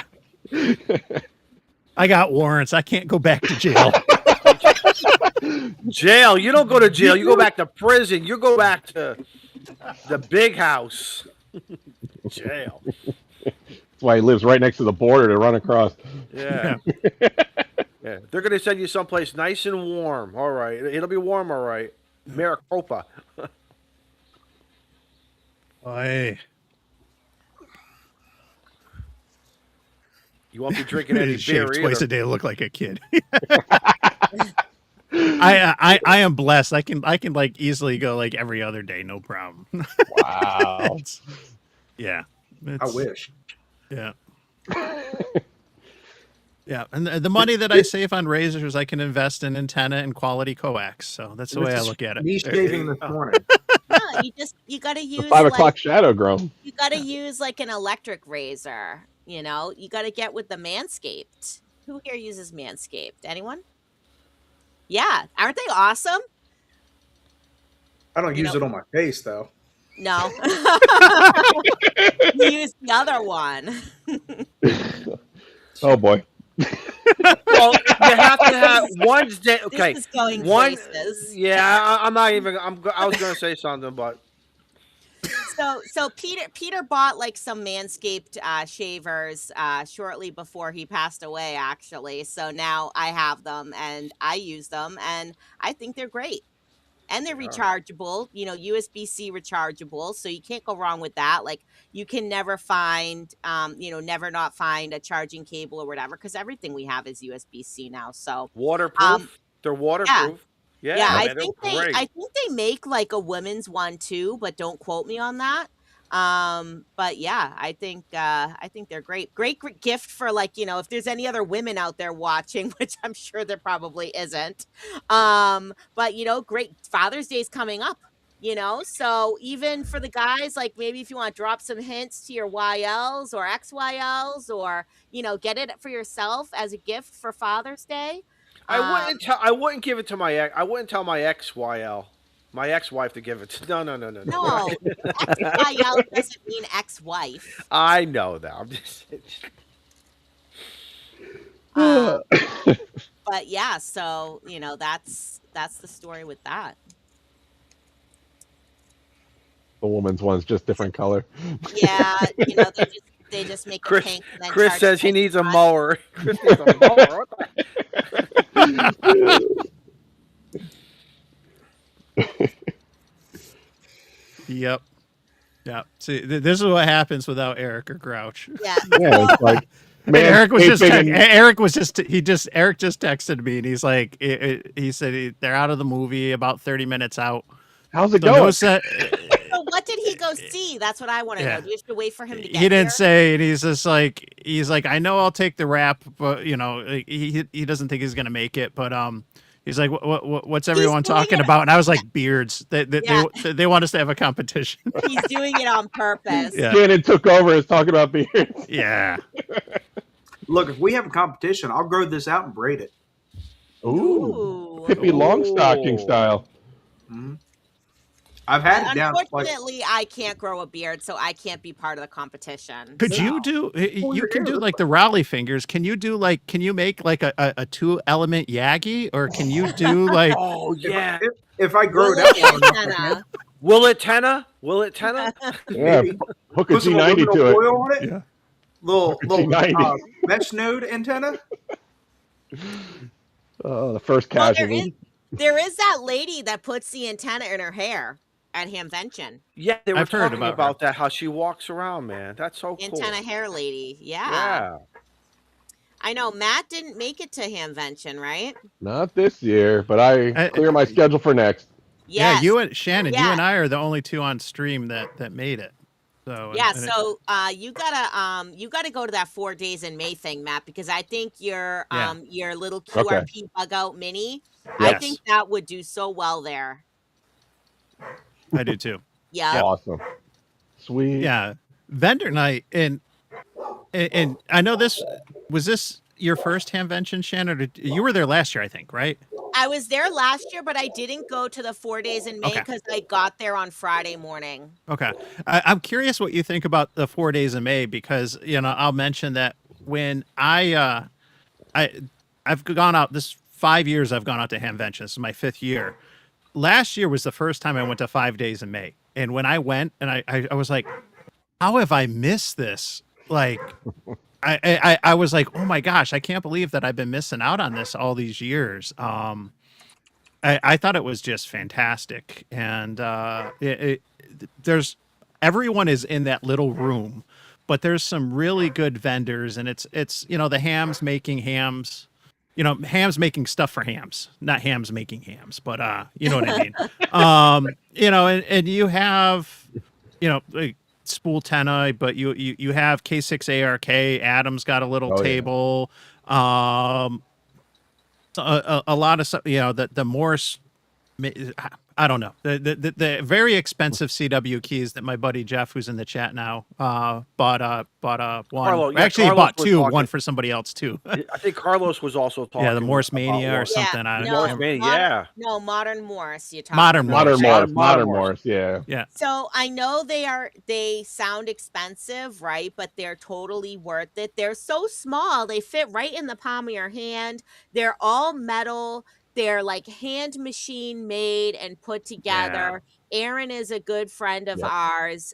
So they are 100% worth it. And I'm with you, Mike. I would rather support my fellow ham radio operator than like support some, big business conglomeration, right? Yeah. I mean, there's nothing wrong with, with a big business, but if I can get something from a friend and it helps them out, then I'm all for that. And especially, you know, when what the friend is selling is a good product and you believe in it. And for me, I'm actually waiting for him to make me one that's pink and green, and then I'm totally gonna buy one. And I don't even do Morse code yet, right? But I do want to learn it, and I think having something that will be very portable for POTA will be a good Yeah. thing for sure. Yeah, I picked up a key. I got one from Chuck from Coffee and Ham Radio's KK6USY, and it's one of the small 3D printed ones. I have the Zygu straight key and paddle that I got from Radioddity back in the winter, and and I'm gonna start learning this summer. But I knew that I'm gonna need something small and portable that I can put in my like ICOM 705 bag, and so I love to support the hams making stuff, and Coffee and Ham Radios are great. Chuck makes some really good stuff, and it was like a really reasonable price. As much as I wanted to buy was it the Modern Morse or whatever, like one of those Yeah. like key, because I know and Palm was there, and I know that some of these keys are like unobtainium. Like they're like when they're available, they're there and they sell quick, and then they're gone, and then you have to wait, and you don't know when they're going to come around again. But I'm like, I haven't even started yet, so if I I meet my goal and I learn CW, I do my first CW POTA, and if I catch the bug and I like it, and next year's the year to make that investment and get something a little bit more expensive and higher quality. You know and what I'm stuff. saying? And again, I'm not. This is just an observation. Tell me if I'm right or wrong. How I buy antennas. I think if I was into CW, I think I'd have as many keys as I do antennas. I just think it's just part of, you just can't have one. You just can't have one antenna. And they all do, they're all made a little bit differently, but we have our favorites. But I think the guys with the keys are the same thing. They may have 5 or 6 keys, but they have that 2 or 3. Especially the guys who maybe go out and play POTA, play Islands on the Air, or whatever, sodas. Then you got the guys at the house, and I bet you they have their own specialty. Because I remember my grandfather was that way. He had this famous, this old Navy key. Which, what do you call it? It wasn't the paddle. What do you call it? The key that just goes down, up and down. Straight key. A straight key. Yeah. It weighed a couple pounds, but for crying out loud, the man would not. We used to kid, we're going to bury you with it to keep the coffin down. And he was like, yeah. What I mean? And when he passed, what we did was all the little things in the shack. The idea was for the family to take certain things, and I believe one of my cousins or an uncle has it, and I was happy because because it only would have sat on a shelf in my house versus their house. But it's about a memory. It's about a memory of what that person liked, loved, and dedicated themselves in the hobby. But like I said, I think I could picture you, Mike, doing that, buying a whole bunch of keys, like your antennas, and there's nothing wrong with that because what Yep. the heck. I mean, what the heck we got to spend our money on? Beard conditioner? I don't know. Yeah. Yeah. I need another beer before we push this rabbit screenshot up. Yeah. I see the thumbnail Oh, down below. man. I'm like, Holy oh moly. boy. You're on mute. You're on mute, I think someone muted him. His I don't attorney. want no. I may go blind. I think Somebody everyone asked watching this for is it. going to go blind if they see And that. I if they think see that. she looks handsome. Who asked You think for he looks handsome? Who asked for it? It Hey, turned out to be Rabbit, Do you want me to Rabbit, pull like it you, up, man. Shannon, or not? It's fine. Okay. Rabbit, like you, when we go on a lot of Rabbit, 'cause I- fire We- calls, we you love never you, know what Shan. you're going to get. Wow. Listen, okay, some ladies made a lot of money in the sideshow doing that. That part. Yep. All right, someone get to work on Izzo. Someone get to work on Izzo. Oh man, listen. I've already listened. You can go to various websites. You can upload a portrait of a picture of yourself, a JPEG, and you can try on these different beards and this and that. I don't know. I found one a long time ago. It was tight. I thought I looked great, everyone said no way. I don't know. It's I thought it made me look. I don't think I have it anymore. I think I saved it. You still got it, Izzo. You still got it. All right, hang on. Let me go to the Google Drive. Let me see if I can find it. Down memory lane he goes. Yeah. Here we go into the boy. into the This guy archive. saves everything. No. Only the appropriate stuff. Only the My- appropriate stuff. No, Eric only is the like- inappropriate stuff. The only the Flying through all inappropriate. those red lights. He's flying through all those red lights with his wife getting home. I gotta Yeah. get on the stream and get this thing in order. Yeah. Yeah. Well, the pivot back while Izzo's looking to some of the Hamvention and the 4 days in May. The vendor night is great. So anyone, if you're in the chat, if you haven't been to vendor night or you haven't been to Hamvention, definitely work that vendor night in that Thursday night. It's a really good event, and you have everybody just in one ballroom. It's like a small ballroom at the hotel. But everyone's there, and it's just great to see everyone who's just come into town for the show, and it's a good place to spend, and fold some paper, because there's some great stuff that hams are selling there, and who knows, maybe Matt will be there next year. We'll see. Yeah, I'll definitely be there. I move my calendar. So Thomas Julius 114 said, "What's the goal for Matt to shave his live?"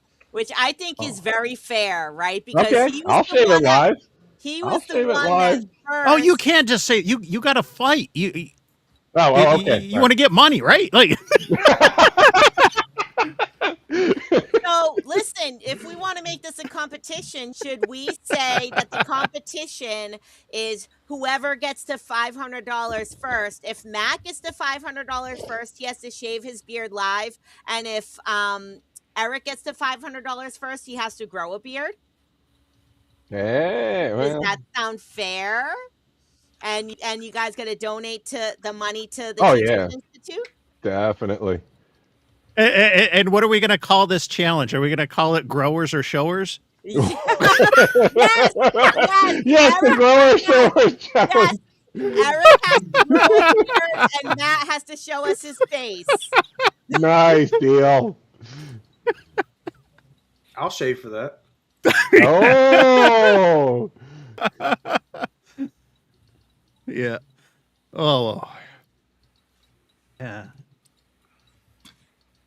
Did I miss a 6-7? Could it be $600 or $700 goal? Yeah. Or $7. Yeah. Yeah. Mental note made not to bring Matt to negotiate a new car purchase. oh yeah, I'll do it. Yeah, that's a good price. That's like, All right, so you guys heard it live here first. The challenge is called the Grower or Shower Challenge. And if Matt raises $500 in super chats on his channel, he will grow. I have to enable super chats first. He will shave his beard. You can't even do super chats? Oh, I can enable it. I haven't done it. Or do I have to? I don't know. Yeah, I have to so check. yeah, okay. Well, now we got to check and see if we can even do this challenge. So if Matt can get $500 super chats on his channel, he will shave his beard. And if Eric can get $500 in super chats on his channel, he will grow a beard. So I'll let's just mail. I'll mail him my beard. let's get those super chats in for Teachers Institute, guys.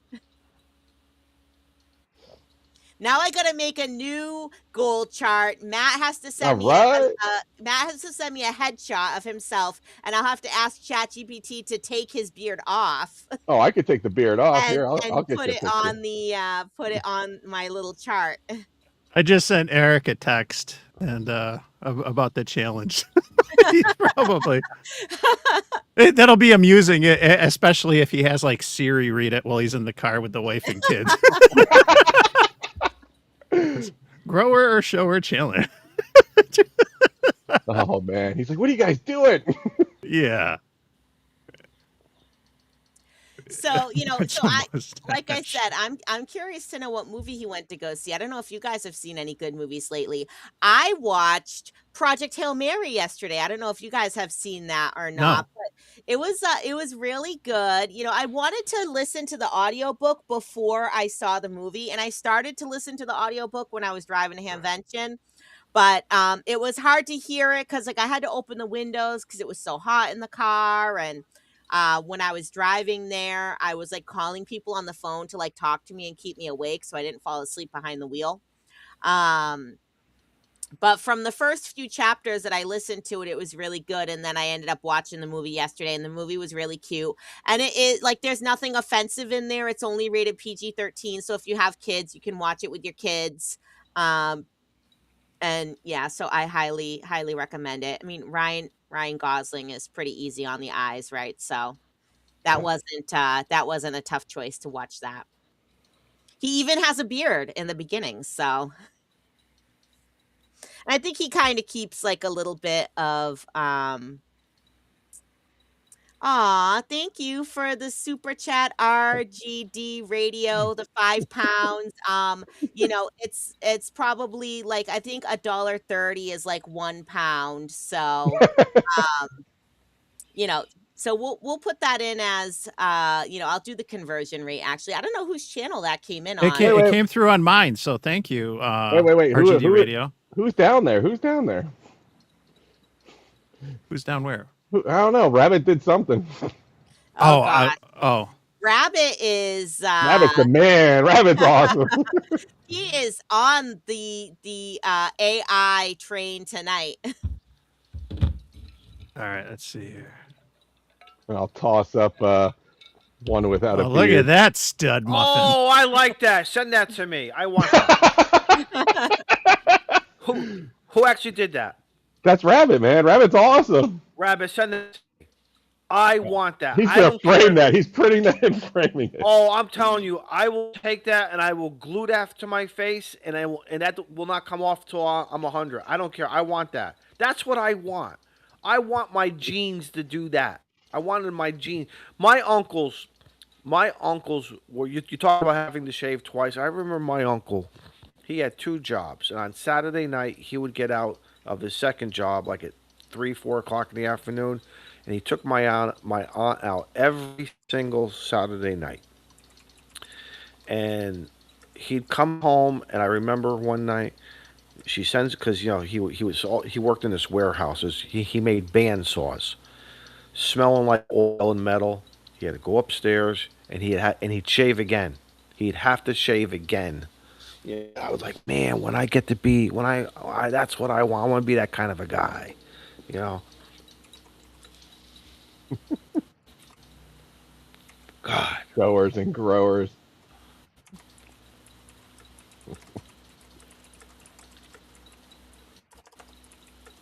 Sorry, I'm trying to do something to my channel quick.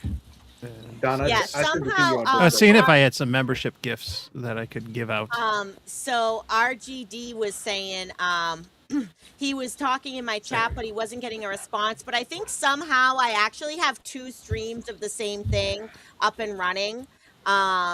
So if you if you're not getting any response and if you're not seeing anyone chatting, then switch to the other one, because I do have Jason KD2 UDR is in my chat. James KI5 OEB is in my chat.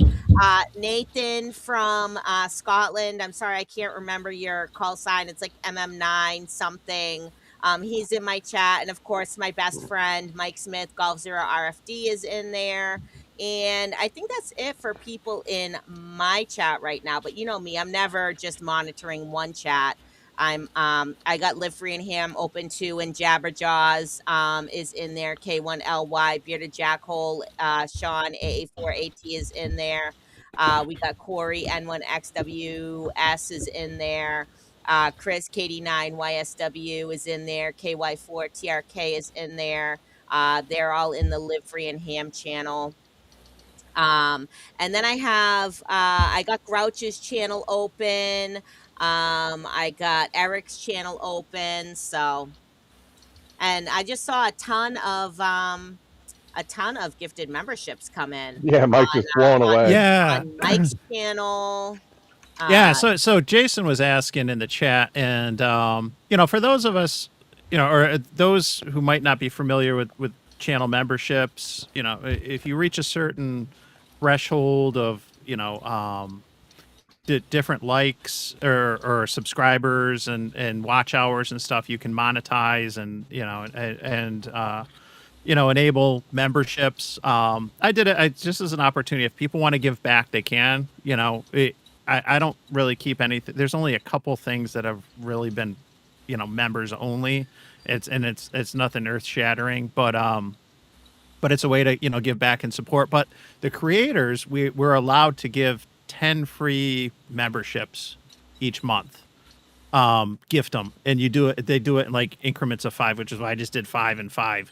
And I lose out on the opportunity to do that tomorrow. So, and you can only do it during a premiere or a live stream. But how does Tortoise? But how does Tortoise? When Tortoise gives like 20, and he's done that. Well, you can buy them. If you're in the chat and you want to buy the membership, if you look down where you would type in your comments, like the chat, there's a little $sign, and if you click on that, you can do like a super chat. You can buy gift memberships, or you can, I think it's like a sticker or super sticker or something like that. The chats you can assign like a dollar amount to. You can do a super chat for $2 or $20 or whatever, and type in your comment, or you can gift memberships, and then I think it lets you do like 1, 5, 10, 20, like, or something. They're in like some increments. So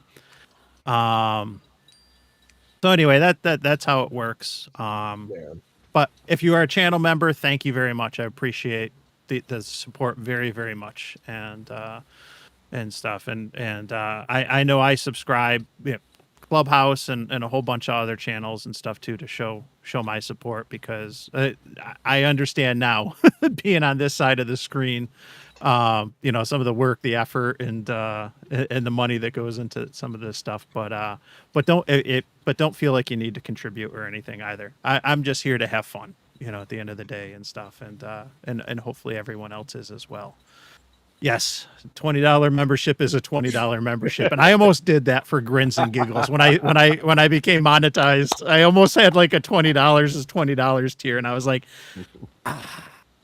some people are gonna get that and they're gonna laugh their ass off, and others are gonna be like turned off. I'm like, nah, just keep it simple. And yeah, RGD Radio, I appreciate that you wanted to donate to me. I don't have enough subscribers to monetize my page yet. Yeah. But so if you wanted to make a donation, I know you donated to Mike, also N1JUR, because I'm on Brew and Activate every Friday from 10 a.m. until 11 a.m. And then I was sort of thinking of setting up like a buy me a coffee page. So if people are interested in donating to me, I could set up a buy me a coffee page. Cause I do love my Dunkin' Donuts, and I'm not sponsored. So, my coffee is like $4.50 or something like that, a large iced coffee with 4 milk and 4 sweet and low. If anyone's ever wondering what my coffee order is. Yeah, I was just going to ask you. That. So you're just you're a basic coffee, Thanks, but Jeff. You want 4. Shannon, what do you like for your coffee? Yeah, so my Dunkin' Donuts order is a large iced coffee with 4 milk and 4 sweet and low. 4. Wow. Okay. You don't like that latte stuff and the stuff on the top and the swirl and the mocha latte or whatever? Like, She's a simple girl. Yeah, I don't want to say I'm a basic bitch, but Matt, no, I always find I always ask, because I don't judge. I just find it very interesting. Like, I'm not a coffee drinker, but I find it very, very interesting when you ask somebody what type. When you say, because coffee is so generic now, you have to almost go to that next level of, well, what do you mean coffee?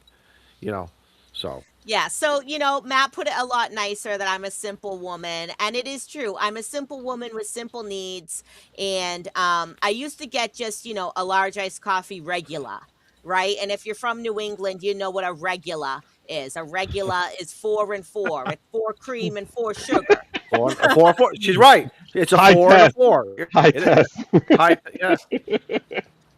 So, so I've sort of like tried to cut that down and be a little healthier, right? Where I get the 4 milk and the 4 sweet and low. And actually when I make my coffee at home, which I haven't made it at home for a while, because I like iced coffee, I got to get into this cold brewing thing is what I really need to do. Because when I make my coffee hot, then I have to wait for it to cool down because I like my iced coffee. If you pour hot coffee over ice cubes and the ice cube melts and it gets a wrong ratio of water to coffee. Good point. So Good point. I Yeah. just at home though, I drink it black and I put some sweet and low in it to sweeten it up a little bit. But sometimes I don't even need like a sugar or a sweet and low. Sometimes If it's you fine. made it the night before, and just threw just coffee in the fridge, does that change the whole molecular structure of it? No, that works. I've done that before. You just make it the night before and then you just put the whole carafe in the fridge or you pour it into a different container and you put that different container in the fridge. So that 100% works. Since we're And talking about coffee, I've been drinking Carlos's coffee like the last week or so. you know and what? I it's need really to good. get in touch with him because I need to find Yeah. out how to get some of his beans. Yeah. And I meant to ask him about that at convention, but it's like he's such a celebrity and he's so busy and he's going here and there and everywhere and he's doing the ARRL Kids Youth Rally and he's jumping out of planes and he's getting on people's streams. So I got to send him a little message and see how I can get some of his coffee because I Yeah. think that is super cool. And again, right, like supporting another ham radio friend in something that's not even ham radio related, but it's it's his business that helps him out. So I totally believe in that. Ooh, she carries her Dunkin' jug filled with coffee 24/7, 365. That's what I like to Yep. hear. Nice. That's what fuels her POTA activation. Yeah. Yes, yes. And we have that shirt on the Live Free and Ham shop, right? This POTA runs on Dunkin'. So Dunkin' Donuts, if you want to get into the ham radio parks on the air space and start sponsoring us, I'm telling you. Heresy. Wawa coffee is where it's at. Oh, Wawa, yes. Mm. Listen, I was doing that for emphasis, okay? I don't think I have a Bostonian accent normally. I don't know. Right, you sound like you're from Long Island. You know, Has she been, listen, has she been drinking that beer already? That it's coming out. so I'm drinking right now I am drinking the Ricky Sour one, which is okay. Like it's a little like tarter than what I would like. It's not so sweet, but it's still good. But yeah, so you are actually not the first person to say that I sound like I'm from New York, which is sort of weird, I guess, because I've never lived in New York in my life, but apparently I talk like someone who does, so I don't know where that comes from. It's And- it's not so much the accent either as it is the attitude. Oh, Like Yeah. like that. Like there's a little bit Hey, more to it. I'm Like, walking here. yeah, like We're gonna Hey, this we is need my exactly. Get off of we're my gonna change her frequency. name. We gotta change her name to either Gina or Michelle or you know. Listen, Matt just hit it on Yeah. the head. Shannon sounds like Janine from Ghostbusters. Hey, we got one. Yes. Yes, that's a Janine. That is a Janine movie. That is a Janine. Yep. Can you do that every time we get like a super chat or Yeah. or gifted memberships? Like that spot on. We got one. Listen, okay, when I used to watch the Ghostbusters cartoon, okay, and Janine was like my idol. I wanted to be Janine. I wanted Which to be one? The lady- Ghostbusters or the real Ghostbusters? Because there were two cartoons. Oh, the real the Yeah. one that was the real Ghostbusters, I think. I know what right? you mean, But, yeah. So, I grew up watching that and like I wanted to be the secretary that answered the phone and sent Mhm. them on their calls and hit the little button and made the alarm go off. I thought she was so cool. That's why I have red hair, right? She has red hair too. Mhm. Anyone who has red hair is just instantly cooler in my book. I think so. I married a redhead, so And yeah, so we got like some random someone said I sound like Lois Griffin. I don't know if that is an insult or a compliment. People have said I sound like Fran Drescher from The Nanny. So again, I don't know if that's a It's compliment. almost there. You're almost a Fran. You're almost So, you know there. what it is? It's just I have a very loud and distinctive voice. So, like, look at the 4 days in May walk around video that Josh was doing. Everybody could hear me in the background of that, right? And then when I went to the Ham Nation and Friends meetup on Saturday morning, I think that was. And the first thing Amanda Alden says is she's like, before I say anything else, I have to say hi to Shannon because I know she's there and that girl has a voice for DX. So, love me or hate me, love my voice or hate my voice. I cut through the noise, right? Nobody can deny that. We love Mhm. you, Shannon.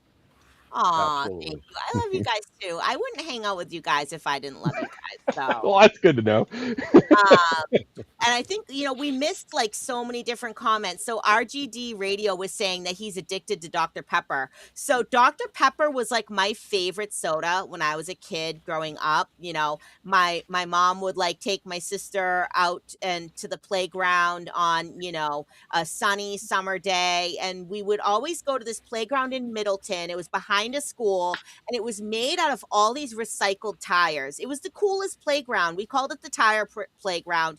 It was like partially in the woods, so it always had shade. And she would always stop at the same gas station and let us pick out like whatever we wanted for a drink. So I would always pick Dr. Pepper.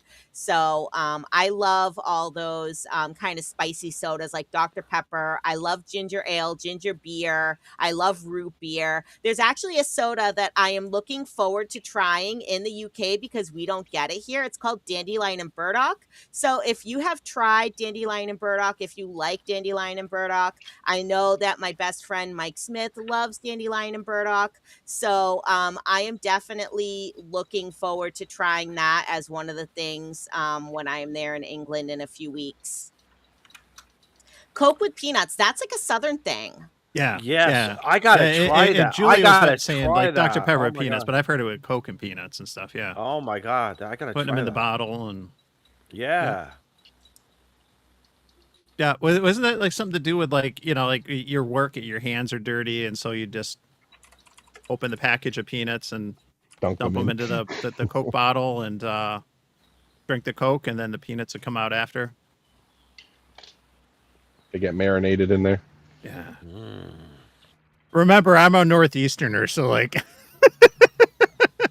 and I Well, know it's it's funny. it's So a she's Southie talking. thing. Well, she's talking about root beer. Yeah. If you're a root beer connoisseur, there are different flavors. Shannon, or maybe people in the chat. There are different flavor. Root beer comes in different flavors of Yep. this soda. And I don't know if it's the root beer, if it's the sugar, or how they, what do you call it when they fizz it all up? It's Carbonate. yeah. Thank you. When they carbonate it, it's very different. And if you have a good one, you know it. You know it. There's nothing worse than a watered down or not up to your presence for a root beer. Dr. Pepper, me personally, I actually like I never thought I would be saying this. I actually like the diet Dr. Pepper. It just cuts it down just a little bit for me, but still gives me enough. I don't drink it enough. I drink it all. To me, it's like a treat just to drink it. My kid. Oh my God! If it's not a 24 pack in the house, it's a 48 pack in the house of the Dr. Yeah. Yeah. I don't drink as Dr. much Pepper. soda as I used to, which probably is a good thing, right? Because like soda's not great for you. But I will say I am with you, Izzo, and we were just talking about this the other day that a lot of diet soda does not taste good. It has some kind of a weird like diet aftertaste. But Yep. Diet Dr. Pepper is very good and doesn't have too much of that weird taste. And the flavors that Dr. Pepper comes in, like there's like a vanilla Dr. Pepper, a cherry Dr. Pepper, cherry vanilla Dr. Pepper. So that those flavors are really good.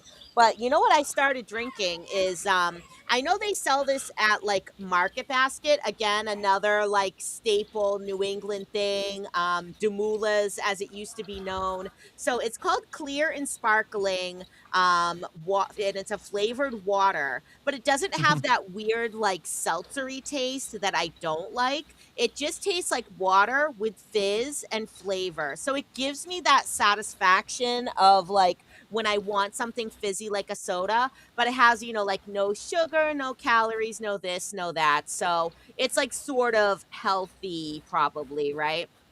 It So probably I has. had a switch. A switch like you. I had a switch. So um, Big Y is Big Y up by you, Shannon? There used to be one. Excuse me. I don't know if there is any anymore. Not that I You know may of in the immediate check vicinity. Market Basket and a few of the others. Check for Franny's. And like you, I wanted something different. And the Franny's, I get a Franny's lemonade. There's no aspartame in it. There's no calories.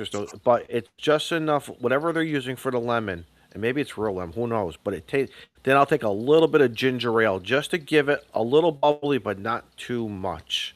That's been my contraption lately, as well as, believe it or not, I've been taking water. I have one of those big. What do you call those big things? I call it the big mugs that everyone walks A around growler. with. A growler. Yeah. No? Oh, Yeah, growler. Okay. well, it's like 38 ounces or something. I take There you go. I go up to the fridge, to my fridge. I got the filtered water, the clear water. Okay. Then I take a lemon. I squeeze a half a lemon into it, and then I take an orange, whether it's a clementine, a tan. It doesn't make a difference. I mix the orange and the lemon with the ice cubes. Stir it up with the straw. That's my drink for the whole day, and I've been pushing that. Because I've been trying to get off. I've been trying to really get off the soda and watching the soda. I had some, sugar issues. I'm normal now. I'm doing real good, but I needed something to replace, and something to do with that lemon and the orange. And again, everyone's palate is different. Because I tried the various waters, the seltzers, and I can't. It's been real hard to find something. But this Fanny's product, I don't know. So I like it, and So we got a question in the chat, and it's going to switch the pitch here just a little bit, but let me pull it up. The G90. Sorry for the random change of subject, but anyone used a G90? Really want one? That went off before I could finish reading, but don't know what they're like, and can't Matt, you afford still one. got yours? Matt, you still got yours, or did you sell it? No, I sold the one and I bought another one because the new ones have the Anderson power pole. So that's the only reason I sold that. Well, there you go. There's a selling point to this guy who was just asking. Yeah. So I'll say this: has someone who's bought a G90 twice? Oh, you have? Oh, I didn't know that. Yeah. So Okay. the G90 was my first HF radio, and I debated. I knew when I was getting, studying for my exams that I wanted to get into POTA. So I know I wanted something portable, and it really came down to the Yaesu 818, the 891, or the G90. I was drawn to the 818 because the idea of all bands, all modes, but a lot of people tell you, don't get QRP radio for your first radio. The 891 was very appealing, and that's still in production. That I think that says a lot for that radio. But I was looking at it like, geez, like it doesn't have a tuner. I'm gonna want a tuner or this or that. And so I ended up going with the G90, and the rationale was I'm going to save a couple $100 and I can invest that in antennas and everything else that I need to get started in the hobby, because I did not come from a ham family. I was starting from scratch. I didn't have a soldering iron. I didn't have crimpers.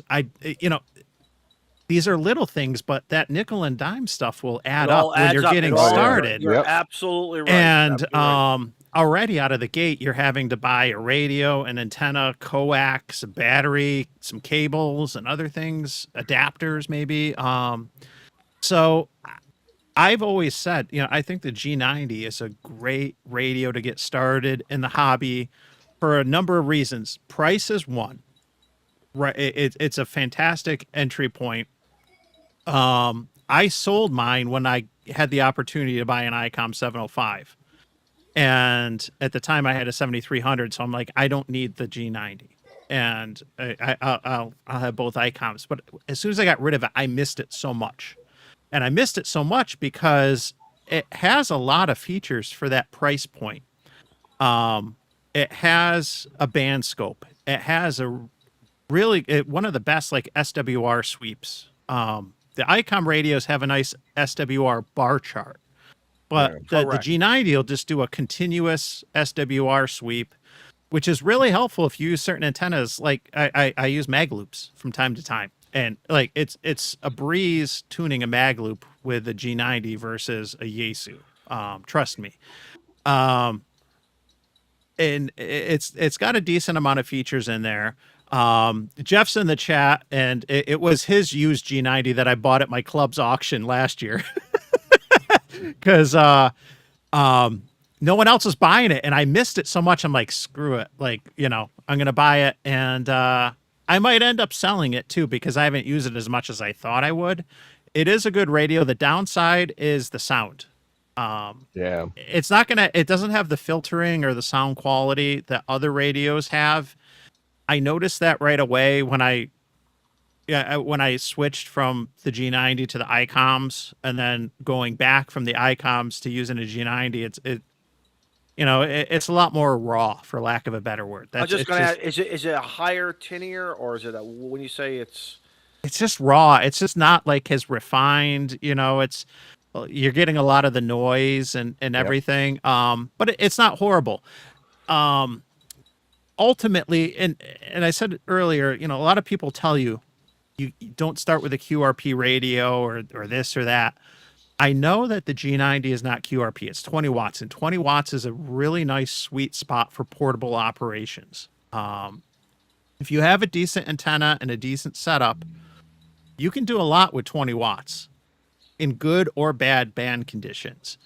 But when you operate with lower power, and I'm deliberately saying low power because, there's arguments about is QRP 5 watts or is it 10 watts? In some contests and competitions, it's dependent on the mode and yada, yada, yada. But when you operate with lower power, you really learn about the importance of proper antenna setup, good antennas, good feed line, and all that stuff.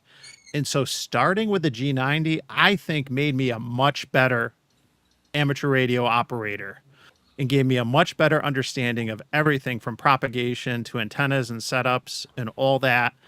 I think it really is a good radio. And if you start out with this radio, you can always transition to something. Your first radio is never your last radio. We all know that. no? Because And you're gonna buy more. use it, right? And you can Yeah. use it, and like for instance, you could just use it like here in the garage. Yep. That could be a radio that you just use in a certain, like in an office. It goes to the garage. It goes to the Goes to car. the It goes in a garage. go Right. kit or whatever. Right. Or this is the Correct. radio that you travel with. You bring on vacations and Correct. stuff. So there's a lot of versatility for that. So yeah. But yeah, Gray Man. Yeah, knowing you made that I am a much better operator because I knew Tim. Yeah, I mean, I have a lot of radios, right? Like the G90 was the first HF radio that I ever bought on someone's recommendation because like when you first get into the hobby and you don't even know if you're going to like the hobby and you're going to Yeah. stay in the hobby, like are you going to spend $1,000 or $1,500 on a radio for one? For two, point. I Good live point. in the city, right? So, if I spent $1,500 on my first radio and set up this wonderful station at home, who knows if I'm even going to be able to hear anyone because the QRM from everyone's house and everyone's Chinese wall wart around me is just going to make everything so difficult that I might not even want to stay in the hobby. Right. So, I was recommended to get the G90, get, a small battery. I actually got like a sealed lead acid battery was my first one. It was probably like maybe 12 amp hours or 15 amp hours, something like that. Brought it out into the woods with like a 35-foot piece of wire as a random wire that could tune probably anywhere from like 10 meters to 40 meters. and just threw it in a tree and started making contacts. And, I was making contacts, as far, west into, probably France and, Germany and Europe. Or as far east, I'm sorry. And then as far west as like Washington State. I remember like the first time, one of the first times I went out, someone was like, "Yeah, I'm in Washington State." And I like Mhm. nearly fell off my chair. I was like, "What? That's crazy." And yeah, I mean, 20 watts is kind of that perfect sweet spot for SSB, in my opinion, right? Yeah. Because when you talk about, QRP, and like you were saying, like, what is QRP, right? Um, Yeah. That's a fight waiting to happen. yeah, so you have to quadruple your power to even get one S unit. So if you are going from 20 watts to 100 watts is only in theory one S unit of of reception better. So and really it comes much more down to your antenna and the Mhm. efficiency and the directionality of your antenna than, the power. And to go So, and feed line, your length of your feed line, what type of feed line you're using. There's a lot. You're absolutely right, Shan. There's so many Yeah. other things. yeah, I don't think feed line like matters quite so much when it comes to HF as it does in like VHF, UHF. I think the losses are sort of negligible. You would be surprised if you look at all the data sheets that are now available. And I think back of me using some of the worst feed line. Again, I put my money into feed line and then I go for the antenna. One of the things I wanted to throw in about the G90. Now I don't have one, but I came this close to getting one. Was it mine? Well, no, it was just going to be another radio Yeah. because but I think I look back about this and I was the biggest guy to argue against it, but now I see my elders were right. Your first vehicle. Did you go to a dealership? Think about this. I mean, maybe there's a small percentage, but how many people, your first vehicle you bought, did you walk into the dealership and buy a brand new vehicle? And most likely the answer is going to be no. Um Right. You Uh-oh. got to, right. You Actually, got, yes, I did. okay. Well, God bless you. God bless you. Okay. Because I know when I was 17 years old and what I wanted to drive and what I could afford to drive were there were two different categories that were conflicting, and it was either how are you going to do this and how are you going to get it right.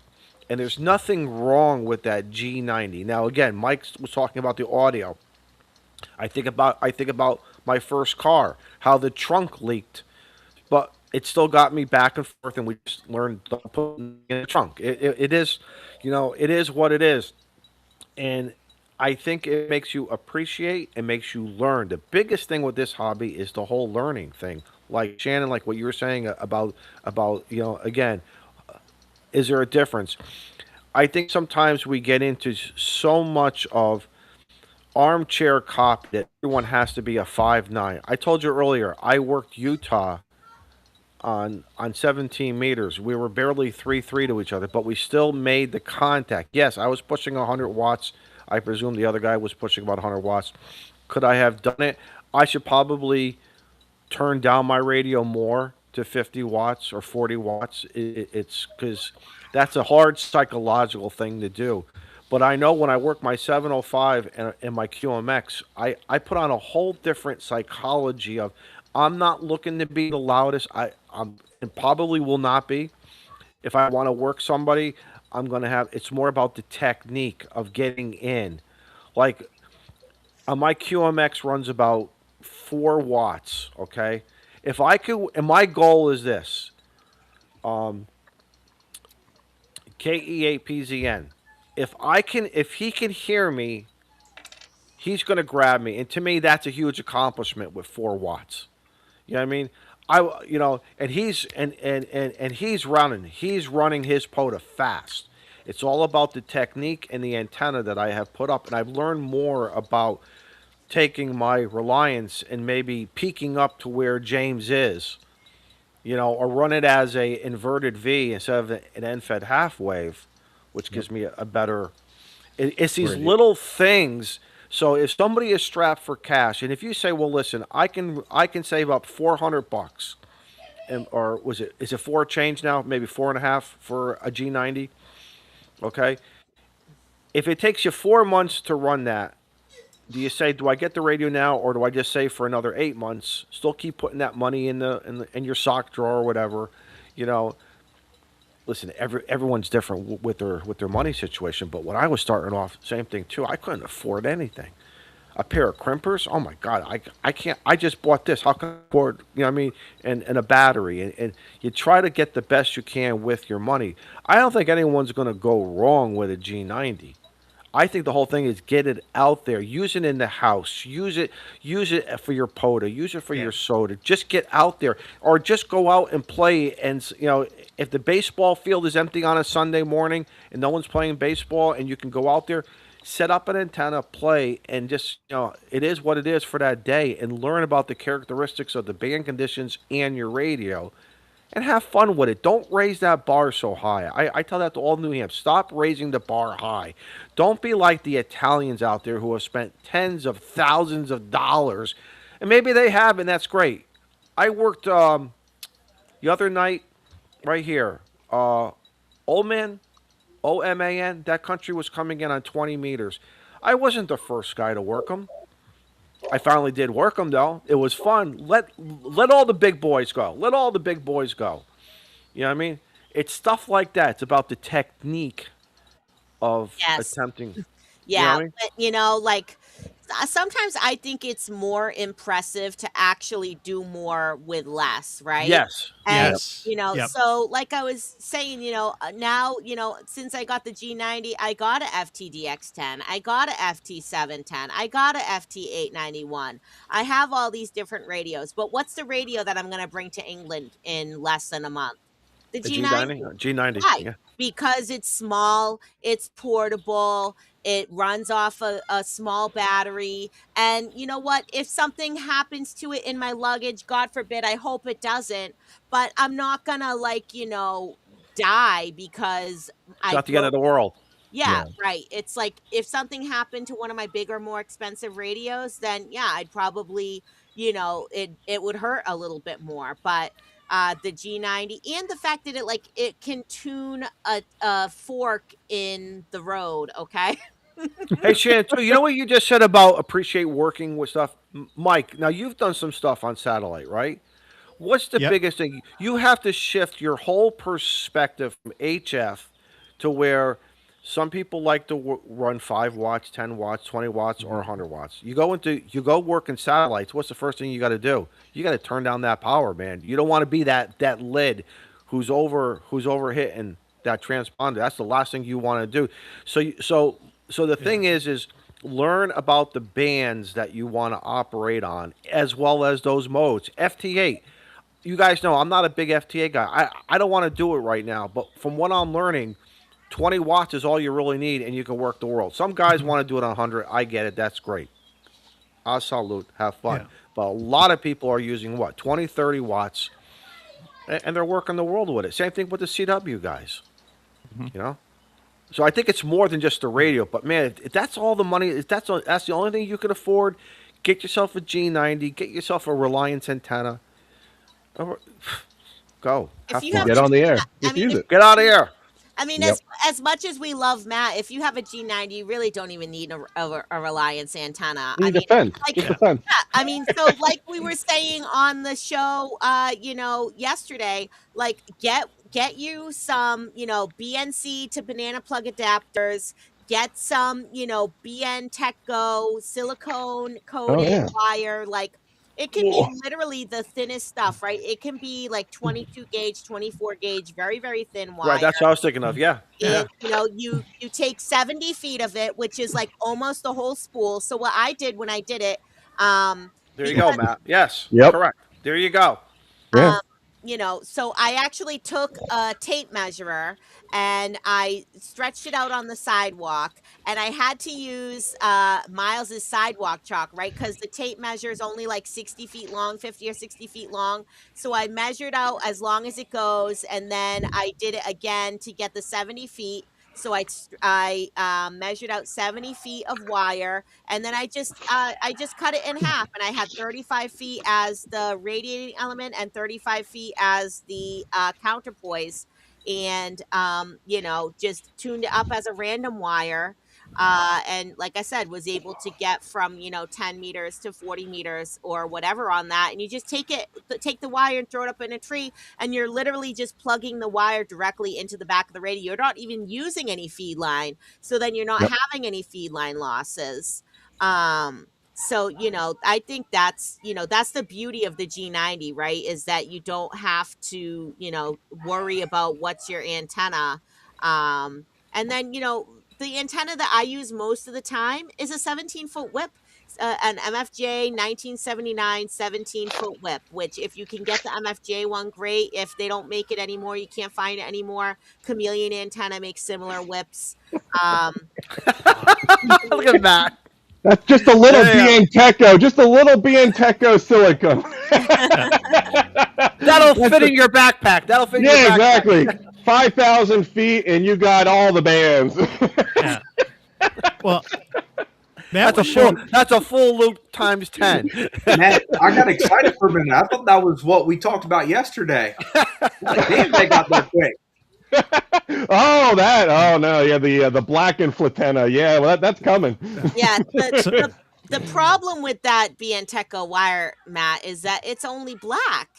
What did I say? I said I like the Bianteco because it comes in colors. I've had sky I have blue. colors. I've had sky blue because it blends in with the sky, so it's like unobtrusive to your neighbors. Not that my neighbors say anything, but then also pink because it matches with the headphones. So I like the colors on the Bianteco wire. Not sponsored, by the way, but if Bianteco wants to sponsor us, they are more than welcome. I Yeah, think having that G90 mic. We got colors, girl. We got colors. Yeah. Nice.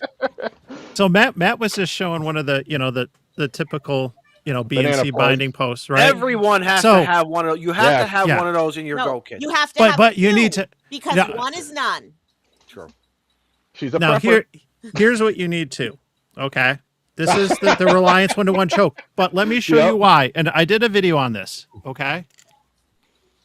All right. There you go. Yep. Now, if you want to do a dipole or you want to do what I did, this is the radiating element and the radials for a 30-meter quarter wave vertical. What's that? Speaker No, wire? no solder because I'm using the speaker wire plugs, so I can just plug in Yep. Plug in, plug out. right there. I mean, this is Plug it in, plug it in. so easy. And there you go. And you're on the air. The choke is something you're going to need or want regardless what type of antenna you're doing. And Right. where you place it is going to depend on, are you going to use the feed line as a counterpoise, like for an end-fed or end-fed random wire or whatever? Or do you want to do like the choke at the feed point like you would with a dipole or a quarter wave vertical? It's very versatile, but for something as simple as those little BNC binding posts, the Reliance choke, Yep. speaker wire, Bianteco wire, whatever type of wire you want to go get like the DX10 or whatever, get it, there's a lot of things that you can do, with just a little bit of creativity. But like we Ingenuity. all said, those BNC binding posts, choke, these are things that you should have regardless of your radio, regardless of your antenna. These are all things that you should have kind of like in your kit because you never know. And lightweight. and like let's see, I don't know how well they'll show, but like the speaker wire plugs, like those are non-solder things. Like I just unscrew and put the wire in there, screw them back on, and Yep. boom. Yep. Really easy. And so you could experiment and make a ton of quarter wave verticals, linked quarter wave verticals, linked dipoles, you name it, with just some of those plugs, a choke, and there you go. You're Gotta off have and the running. Gotta A lot have you can do. So yeah, someone, I think it was Thomas Julius, said, yeah, we're all gonna have to push and try to reach Shannon when she's over there Yeah. in England. So yeah, I have big plans to activate lots of POTAs. Hopefully some UK bunkers on the air. I'm Mhm. really interested in Ooh, that. nice. Nice. So make sure that you have my call sign 2 Echo 0 Oscar Hotel Tango in your ham alert. Nice. I am sort of, I know I've been saying this for the longest time. I want to upgrade to my full. I did like start going through the UK full license question pool because it is public. So, and I have like all my little books over here, right there, literally within arm's reach, because I was, fully planning on studying them. The full license manual. I've had this since last year, and the exam secrets, and I was going through and I was writing down the questions on the full that I was getting wrong from, the various different sections of the question pools. Um, and yeah, I know what sections I need to study the most. I need to study, the technical aspects, the transmitters and receivers. I was studying here. The last thing I was looking at was like antennas and feeders, which the thing is like there's so many different questions that can come from that section, but there only 4 questions are going to get chosen out of the, 30 questions that they could possibly throw at you. Right. So, it's sort of like you got to play the game a little bit, right? It's an over under, and put your most of your study into the part where most of the questions are going to come out of. So if I can, the thing with taking the UK test is that it's not like here in the US where you can just say tomorrow, oh, I want to take a test. So let me see if there's any openings. No, you have to schedule it 10 days in advance. So right now, the soonest that I would be able to schedule to take it would be like June 9th or 10th. So, that would be the soonest that I could schedule to take my full license exam. But so if I schedule it now and cram for 10 days, then, I might be able to get to a point where I could pass it, even if it means I just have to memorize the right answers, right? I know that makes me like a terrible person to just No. memorize the right answers to the test. And then people be like, you're not a real radio ham because you can't tell me how a super heterodyne radio works. 891, baby. It's a license to learn. And, it's like the technical aspects of the hobby were never the part that like really actually like interested me all that much, right? The parts of the hobby that I like is this part. I like meeting people, I like talking to people, I Mhm. like building community and camaraderie. And yeah, so speaking of building community and camaraderie, I know we're, all guys here. Maybe you guys know some lady radio Well, hams. we're not all guys. I was about to say, whoa, whoa, whoa. What are you telling us, Shannon? Yeah. Well, except for me, right? Or, maybe there's probably some lady radio hams out in the audiences there. But so speaking of building community and camaraderie, I Mhm. started a Discord for YLs. So I know some people are in there. Shannon Greatwood is in there, Mhm. K1LY. There's quite a few ladies in there already. Actually, I could probably check and see how many members we have in the Discord now. But so I started this Discord. It's called Young Ladies of Amateur Radio. We have ladies from all 3 IARU regions. A lot of them are talking about going to Friedrichshafen, which there's like an Ooh. international young ladies of amateur radio meetup there. So that's really, really cool. And, so I want it to be a place where, us amateur radio ladies can connect and chat and support each other and teach each other. I'm actually in the process of trying to build an all YL testing team. So for anyone who has YLs that are interested in becoming licensed, then reach out to me and we can certainly try to set them up for a test. Because I've had more than one occasion where like women have told me that they have mic fright, or they don't know what to do with their license once they got it, or they're afraid to ask questions because men mansplain things to them, or whatever the case may be. And I don't know, I think that more, I've heard that more from women than I have from men. Now maybe men have the same fears and they just don't express them, or maybe women are more shy because we're like not as visible in the hobby. So that's why I think it's kind of important for us women to kind of create a group and support each other, as women in amateur radio. And yeah, Shannon Waves present and accounted for. So yep, she was in there. She's in the Discord. There's an amazing woman in there. She's from England. Her call sign is Mike 6 Yankee Mike Bravo, I think it is. Her name is Lindsay. She just wrote an amazing article for Radcom about women in amateur radio, and someone that she thinks is like the first woman that became licensed in England. I think her call sign was Golf 6 YL, which is pretty cool. And so she's going to be doing some presentations for different clubs as well.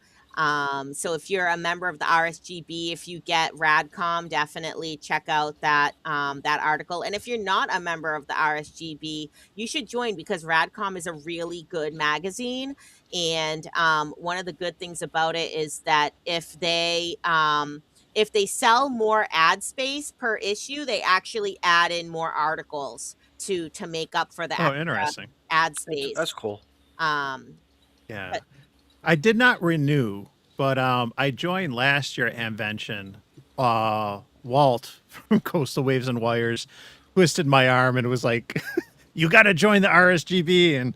And so I was like, "All right, fine." I joined, and the magazines are great, and ironically, that was like at the time when the ARL was getting rid of doing their print editions. And so it was nice to have. It's nice on certain occasions, like travel, right? And I read a couple RSGB stuff when I went to Texas in December for Christmas. I read a bunch of the magazines like on the plane. Like sometimes it's just more convenient to have print versus digital and stuff like that. But I did not renew this year because other than the magazine, I didn't really feel like I was using it much. But that's just me. But I can say that the articles were great. So it was good. Real quick, Shannon, does this qualify me for the YL? Zoom in, man. Zoomies. Zoom. I don't know if I can. Oh, yeah, you can. Hey, Mike did it. in Biggin. I didn't In do Biggin, it. that's it. Enhance. There it is, right there. That's not rabbit. That's about as big as it's gonna get. So That's not I rabbit. have a little princess tiara and a sash. Aww, very Aw. pretty. Cute prom queen. I like it. Does it qualify me?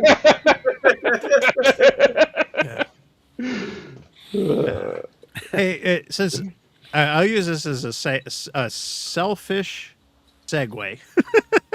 But since we were talking about reading, I'm just going to throw this out there. So I launched another 5-2 challenge recently, and it's probably not what many hams were expecting. And so I threw out the challenge this past week to read. And it was something I picked up a couple books at Hamvention, and I realized, like, I've got all these books on antennas and ham radio, and they're just collecting dust on the shelf. They're not doing any good.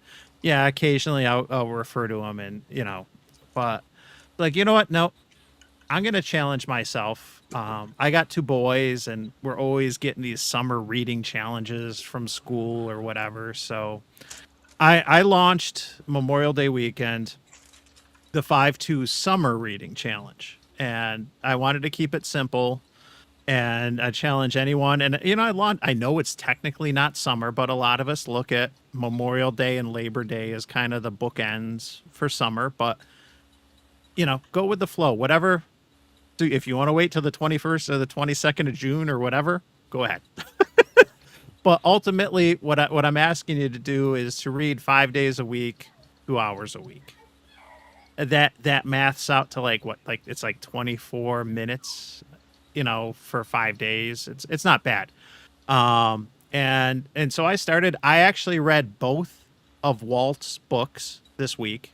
I read, over the holiday weekend, because I wanted to start this thing before I kicked it off. I'm holding myself accountable. And then my little hack was I brought one of his other books into the office, and on my lunch break, when I'm eating my lunch, and instead of doom scrolling, I would read the book. And it was nice. I'm taking notes in my phone on ideas for antennas or some questions for him, because side note, Walt and I'm gonna have Walt on a live stream Monday at 7, and I'm gonna give away a signed copy of his book. I bought a second copy of his book and had him sign it to give away. So join us, Walt and I, and we'll be talking antennas on Monday, and you have an opportunity to get a signed copy of his book. But yeah, like if I know that I was joking to myself, like, that the books are becoming like antenna kits, like they're just laying there, right? Like you got to do something with them, right? Gotta use it. And this doesn't need to be ham radio, though. I don't care if you read digital, print, audiobook. If like some folks have sent me recommendations or commented about some science fiction or other books, like whatever you enjoy. I think it's a good opportunity to try to, look at, some different ways to moderate our information and our entertainment. You look at it kind of like a diet. If you're eating ice cream 24/7, yeah, it's good, but it's only going to get you so far. And and the irony of a YouTuber saying, "Hey, get off YouTube and read a book," is not lost, but it's carve out a little bit of time. And so that's my challenge to anybody, is pick up magazine, pick up a book, listen to an audiobook, and kind of get you those creative juices flowing, because I realized when I started doing this, I've got a bunch of ideas already, and things I want to try and do, or questions that I have for Walt when we get to chance to talk on Monday and stuff. So there's my spiel. 5-2 summer reading challenge. Get And some of those books out. yeah, and there's great resources too, Mhm. right? Like I think a lot of us, I don't know, who here still goes to the library? I do. The library is an amazing resource for all kinds of different knowledge, physical books, physical media, but also if you have a library card and if you live in Massachusetts, you can get a digital e-card from the Boston Public Library, and you can use that on this amazing app. It's called Libby. Do you have the Libby app, Mike? I I don't know if it's a Libby one, but I know I've got an app, because I can get like audiobooks and digital books from my local library. I can even get, like if you're in New York, I know that this hack works. Like I can get the Empire Pass from my local library. The Empire Pass is free parking at state parks, free admission to state parks in New York. I can check out the Empire Pass and get free access to state parks for 2 weeks. Yeah. Like it's phenomenal. I have not dabbled with the 3D printing stuff, but lots of libraries have 3D printing capabilities and all kinds of stuff like this now. Libraries are a great resource for hams, and at some point I'll do a video on some of these things, like the 3D printing, the parking passes, and audiobooks, other books. It's been an idea I've had for a while, but I love libraries. Yeah, so my, Swampscott Public Library, which is the one that's actually closest to me, they have a maker space and they have a 3D printer and they have some other stuff in there like a sewing machine. I'm not sure what else they have. I know they make you do like a class before they let you use the 3D printer, and they only do the class at certain times, so I haven't done that yet. But that is, like more and more libraries are adding these things, and the Empire Pass is another great thing. And I know that a lot of libraries, they have, passes for either free admission or reduced admission to a lot of museums in the area and stuff, for people that are looking for maybe like free family fun or cheaper family fun to do for their families during the summer, especially like if it's hot or if it's rainy, you want to do something inside, you want to do something with air conditioning. Like museums are a great thing to do with that, and the library can help you do that at a little bit more of an affordable cost. um, and then, yeah, in terms of like the 5-2 reading challenge, so if you get the Libby app, which is available, I think, on Android and iOS, check with your local library. If you don't have a library card, get a library card. Check and see if, like, your state capital has, a public library. If Yeah. they offer something like, the Boston Public Library lets you get a digital e-card from them. So that gives you access to any ebooks, audiobooks, magazines that they have available. And sometimes different libraries have different stuff, right? So, like, I have my Swampscott Public Library card, which is part of the NobleNet. So that's the North of Boston Library Exchange. I can get any book at any North of Boston library.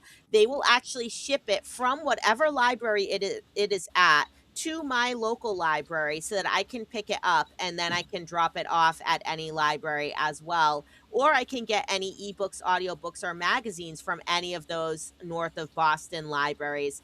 And then also, because I have the Boston Public Library Pass, they have different books available on there as well. So, it's a great resource. And like, say you're interested in ham radio books, right? Like, say you're interested in Salty Walt's book, talk to your librarian, because they might even be able to order something like that for the library. Because if you're interested in it, who knows, there might be somebody else that's interested Good in point. it Yeah. too. And Yeah.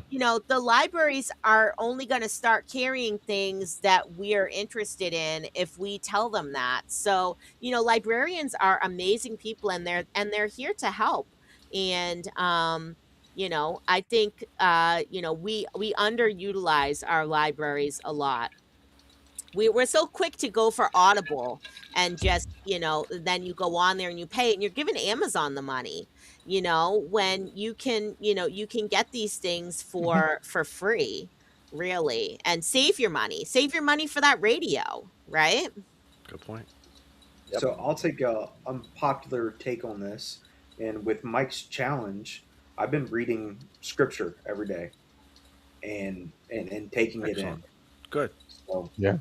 it was I've been, it's something that I've been wanting to do, is study. So, but with Mike's challenge, I was like, all right, what a perfect time to lock in and Yeah. and do Yep. this.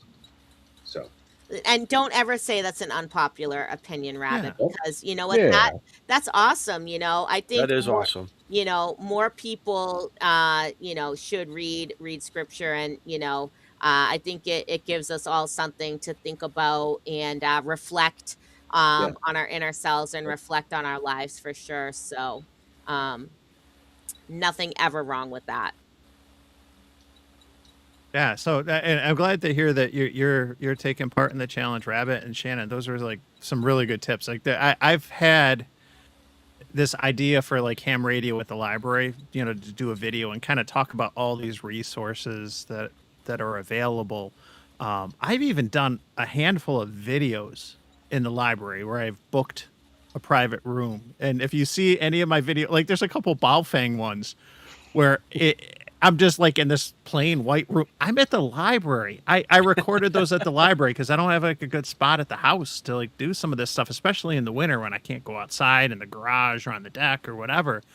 Talk about a free resource. It's got, it's right there. Like, I mean, And a Yeah. lot of libraries, I noticed too, like they started this library of things, right? Mhm. So you can check out things like, if you need to borrow a camera or a camcorder, Okay. or they had like chess sets that you could take out and borrow. I think they had like sewing machines you could take out and borrow, like so many different things that you could borrow too. So again, check out your local libraries and see what they have going on, because the library is not, it's not the same boring Mhm. place that maybe it used to be when you were growing up. There's a lot of good stuff happening there. Now actually you get me thinking. I'm like, geez, I got all these extra HTs and stuff. Like, should I donate them to the library and see if like they want to like, people could like check out a Baofeng and try it out for a week. I mean, like That'd be cool. and so like my library, sometimes they have, like knitting club or crochet club meets there, right? So why not, try to start a thing where like see if people want to come and check out ham radio. Yeah. Talk to your local librarian, see if they're interested in maybe doing a little bit of a ham radio event where you set up a station outside. Do we have libraries on the air yet? Let's check and see. Maybe that's already a program that's in existence, but I'm sure there is like a national library week that we could definitely bring some more awareness to our local libraries. Oh, look, it's the soon to be bearded wonder himself, Eric. I He's saw been nothing come shaving all across. night just for this. You guys have been waiting all night to say that too, as well. Oh yeah, Hello. How's the audio? beautiful, That's man. good. 5'9", 5'9". Wonderful. Yeah. Yeah, I'm here, the Shannon. beard is 2-2 right now, though. Should we bring the picture back up now that he's here? Yeah, put the picture up. Did you see the picture, Eric? No. Oh, I yeah. didn't, You I didn't must catch see the it. live Oh, stream. put it up. Put it up. Is Come this on. it? Yeah, that's it, baby. Put it big screen and zoomy. That's not it. No, it's Yeah, it. it is. That's it. Oh, there it is. All right, there it is. Oh, Okay. you're talking about the AI photo. How did I know if I gave you a photo, you would break my trust? So guys, he's here now. So you guys got to get into his chat. And we got $25 here. We need to get this filled up to that $500 mark for the ARRL Teachers Institute. We want to see that beard. Brew and activate. Live free and ham. Goal $500 to support the ARRL Teachers Institute. Let's grow this beard for a great cause. Yeah. Now, I just got to say this. I kind of threw it up on the screen just so that people know. If you didn't know that Steve Goodgame has gone, left, yeah. he has left the ARL, and so I don't know what's Yeah. going on with Teachers Institute or some other things there. So I'll just I would say assume. that. I'll say yeah. that much. I've talked with him, and I'll say that much. I mean, I would assume that. But right there, Eric, I made a comment how you kind of look like the New England version of Gaston. You're like you're like the New Hampshire tech prepper.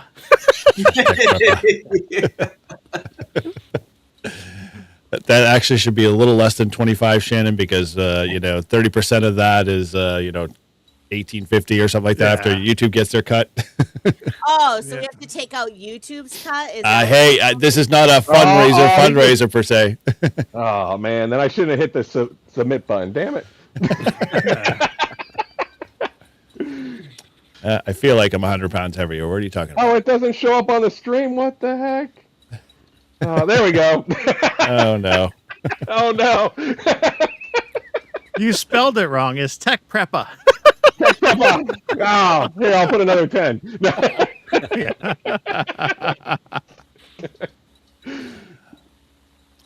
Well, So we've been speculating. no kidding. What movie did you see? What one do you think I would have saw? Star Wars was not on the list, so sorry. Did you go see Mandalorian or No. or you didn't? No, my wife wanted to go see Nate Bargatze's movie. So it wasn't bad. I mean, he's a good comedian, but it's a typical feel of a comedian movie when a comedian produces a movie. You know what that feel like? No idea what you're talking about. No, you don't. Okay, The Breadwinner. Was that the Breadwinner movie? something like that. Yeah. No. Yeah. Oh, you fell asleep. Okay. You were just watching the stream. Well, I gotta get home. it was fun. It was good comedy, light comedy, but not like, I was like belly rolling. I mean, his comedy, you have to like go watch him if you've ever seen him. And I don't know if that translates well always into a, kind of a movie scenario, but it's all good. Still fun. So what have you been up to, New England Tech Preppa? Oh my Comes gosh. the tech prepper. Can I have no tech and a whole lot of preppa? The answer is a whole lot of stuff. Just been trying to get, my head above water on projects. But, from a YouTube ham radio perspective, oh, here comes the dog. Been trying to get a few videos out.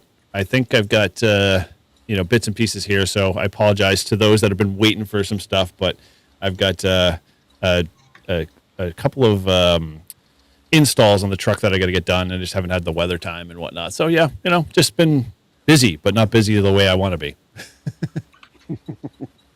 But yeah, outside of this, I'm sorry I'm late. Obviously, timing and everything else, I kind of got thrown off. So all good though. Gotcha. Yeah, we've had fun. A lot of talk about shaving. Yeah, I noticed that. Yeah, it's pretty much been shaving the G90 and then reading. The G90. We're really scraping the bottom of the barrel tonight here for topics, Yeah. aren't we? So Diet soda was in there too. Somewhere, It was somewhere. diet soda, and then we pivoted to the G90. Excellent. And Okay. a little hamvention, just like 2% hamvention. Yeah. So one thing that we did come up with is we came up with the grower or shower challenge. I heard So- that. Yes. So basically, no. if I have no Matt- idea where that name came from. if I do. Matt can get the $500 on his channel, he I has got to, 'em. he has to shave his beard, and gotta if you set that get the $500 on your channel, you have to grow a beard. And we just got another $5 from Rabbit Ham, so thank you, Rabbit Ham. For the mustache. Now I have to change the thing again and make it $40. Well, what's with the handlebars there, Rabbit? That's kind of new. No, it's been here. No, really? I always thought you just had a goatee all the time. You kind of got mistake this No. morning. You slip a little much with the razor. Yeah, no, it was just worn out when you met me in person. Oh, He's worn out. working on Yeah. a Moxon.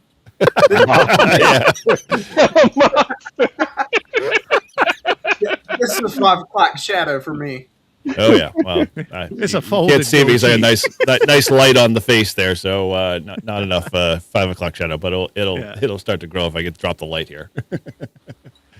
But oh man, I can't believe you got to put that photo back up there. What He did wants Wait a minute. I need to Put see it up. Tech Preppa. I gave you the wrong photo. You should have really. You should see what they did to me.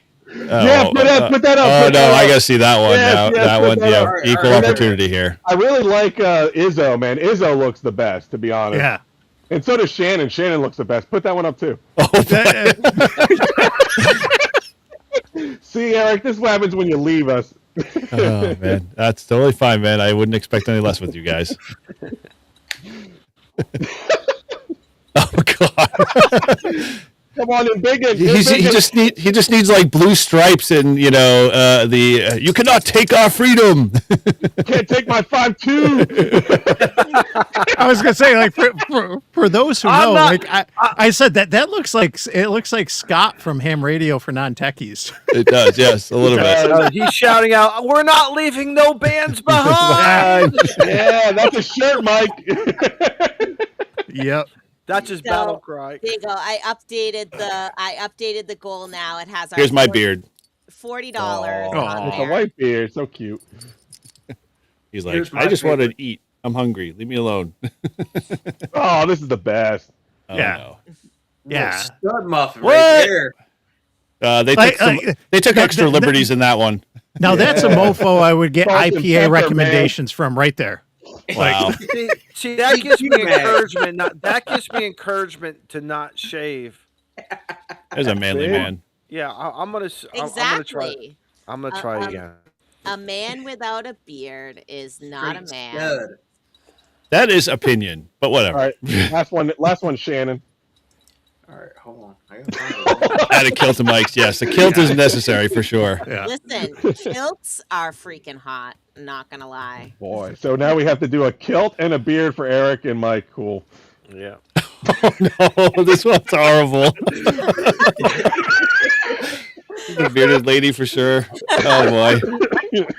Oh boy. Is that the one that show. was Nice right next beard. to? Is that the one next to Grouch? Yes, that's the Grouch, and Oh, that's great. my wife is sitting to the side of me off camera, and she's just like got these weird facial expressions right now. What kind of friends do you have, man? Your bearded picture. Yes, all of them. I don't know, man. I wouldn't say that. Trust me, I look better without hair. We're gonna find out. No, we're not. Couple more donations. I'll be making a very large donation to a Matt N3VAN's channel soon. He just transfers all the funds. Now, Whenever he gets monetized. Did anybody catch the pre-roll where I run the video? Because there was a special picture in there. Yeah, at the end. Not the sofa picture. No, Okay. that was. I'm talking about Grouch. That was Grouch shave photo. Yeah. I saw that. Yeah. Yep. So Wow. I found that in the thread of like all of the stuff in our little channel there, and I was like, oh, I got to put that up there. Yeah, I started off having to explain why I had like a glamour shot with a bow fang and my wife. Good. I was shocked when I saw that. That AI did its job there. It made sure that at the very end, as we sit on a chair, I think is the last few words of the last lines. It was like Yeah, I was perfect like, this is lineup. I could have done that better myself. But Yes, I don't know. yes. Yeah, it's that. I guess I'm the only token live free and ham guy here too, man. Anybody know where the Grouch went? He's just too busy, He tending said to. in Discord he was tied up at the drop zone. Yeah. I know he said earlier he might be late because of stuff, and that is what it is. I get, it when the weather cooperates, like I Gotta learned jump. at Hamvention, like, then that's your time, and Yeah. unfortunately Yeah. I didn't get that cooperation, but it is what Well, it is. are you going to try to? You aren't going to go to Huntsville. Actually, speaking of Huntsville, I would love to, and it's a back and forth. It's tough, but I'll put Izzo on the spot. Are you really serious about are you thinking about seriously going? going? Or not, or you are. He's going. man. I'm probably 90 to 99%. See- yes. You could delay it like one more year, and then you can hitch a ride with Mike and I. If I can convince Mike to go, I'm driving down next year. Here, are we still good for next I year? can't drive. I can't drive because I can't take all that time to do it. I'm not gonna. I'm just gonna fly into Nashville, go south for 2 hours, and boom, then you're there. To me, logistically, that's gonna be the best for me. Come on. We're driving buddies, man. Adventure. You know how many parks you could hit? How many states you can clear? Then that means I need like 2 weeks off. I'm not gonna rush. You it. got a year. I don't- You got a year to plan. No, Go but next year with I'm me. not going to rush all that time. You know I what I'm get saying? it. If I drive, listen. I really would prefer to drive. I'll be honest with you. That my truck would love a good ride. Trust me. It's just I just don't until I retire. Izzo, brother, it's called leave, not stay. All right, I'm going with Eric.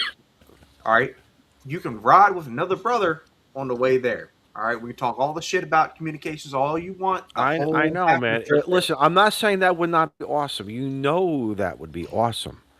It's just where my job is with time off and everything else, and it's just They Well, can deny it's a PTO, challenge. but they can't deny. if you're going this year, get it out. You'll become a virgin for the first time, and then the next year you can be the veteran while we drive down. And The you know, game you got plenty of plan- time. The game plan is if I can retire in a couple of years, and I've already got some eyesights, and maybe even sooner, pick up something else. Maybe only work like 3 or 4 days a week or whatever, or be able to say, hey, listen, I'm not coming in for this week. Is that okay? Or whatever. I want some, after all these years, listen, I've been working hard since I've been, 14, 15 years old. It's starting to take its toll. I'm done. I'm Trust me, ready to dude. start doing what I want to do. But and God willing, health wise, family wise, that's so. Like I said, I hear you, my Communication friend. already does what they want to do. True that. True that. Love you, brother. Well, we will be watching with bated breath if you do hop a plane and head your way down south. and again, and Hamvention's another thing. I want to go to Hamvention, but I want to do it my way. I don't want to do it rushed. That's the one thing about like when I come up to New Hampshire, I don't want it. That's why when I did back in October, what did I see you guys in October? Last October. I was near Fest. Near Yep. Fest. Yep. That was not a rushed thing for me. I want to be able to enjoy it. Nothing, those days of rushing are over for me. I'm here to now start enjoying it. Smell the roses, as they say. Smell the RF. You Smell don't the smell cigar. it, you only touch it. But yeah, I get it. If you're smelling RF, that's your skin burning. That's- Just to let you yeah. know. That's a problem. Taste the chicken. At that point, pull away. Speaking of touching RF, Don, you were on POTA, right, today? Yeah. Yeah, he This was. I saw him. afternoon, hit the alert. Yep. Yeah. Not too Not long, but long. he was on. Maybe 90 minutes or so. It was amazing, though. I put the mast up all the way, and all of a sudden I saw everything bending, and I said, so I dropped it down by 10 feet, 15 feet, but still had fun. I think I did like 46 contacts. Wow. Not as fast as what I wanted. Some of the contacts out there, like Mike and I think Frank were out there from Texas. I was trying to work them. I couldn't work them. James, I could not work James in Ohio for some reason, but I was working other Ohio stations. So it was just, what it was. And you just, like I said, like what we were talking about earlier, just lower your expectations, and then you start having fun. Well, it looks like you got a 5.7. Someone gave you a 5.7 in the comments for Ohio, and then you got Texas for Park, 88 Kilo Bravo. So you were getting them. I was working. It was a fun. Bands were a little weird. It was a little weird. 20 was either up or down for me. It is it is what it is. We can't control this stuff.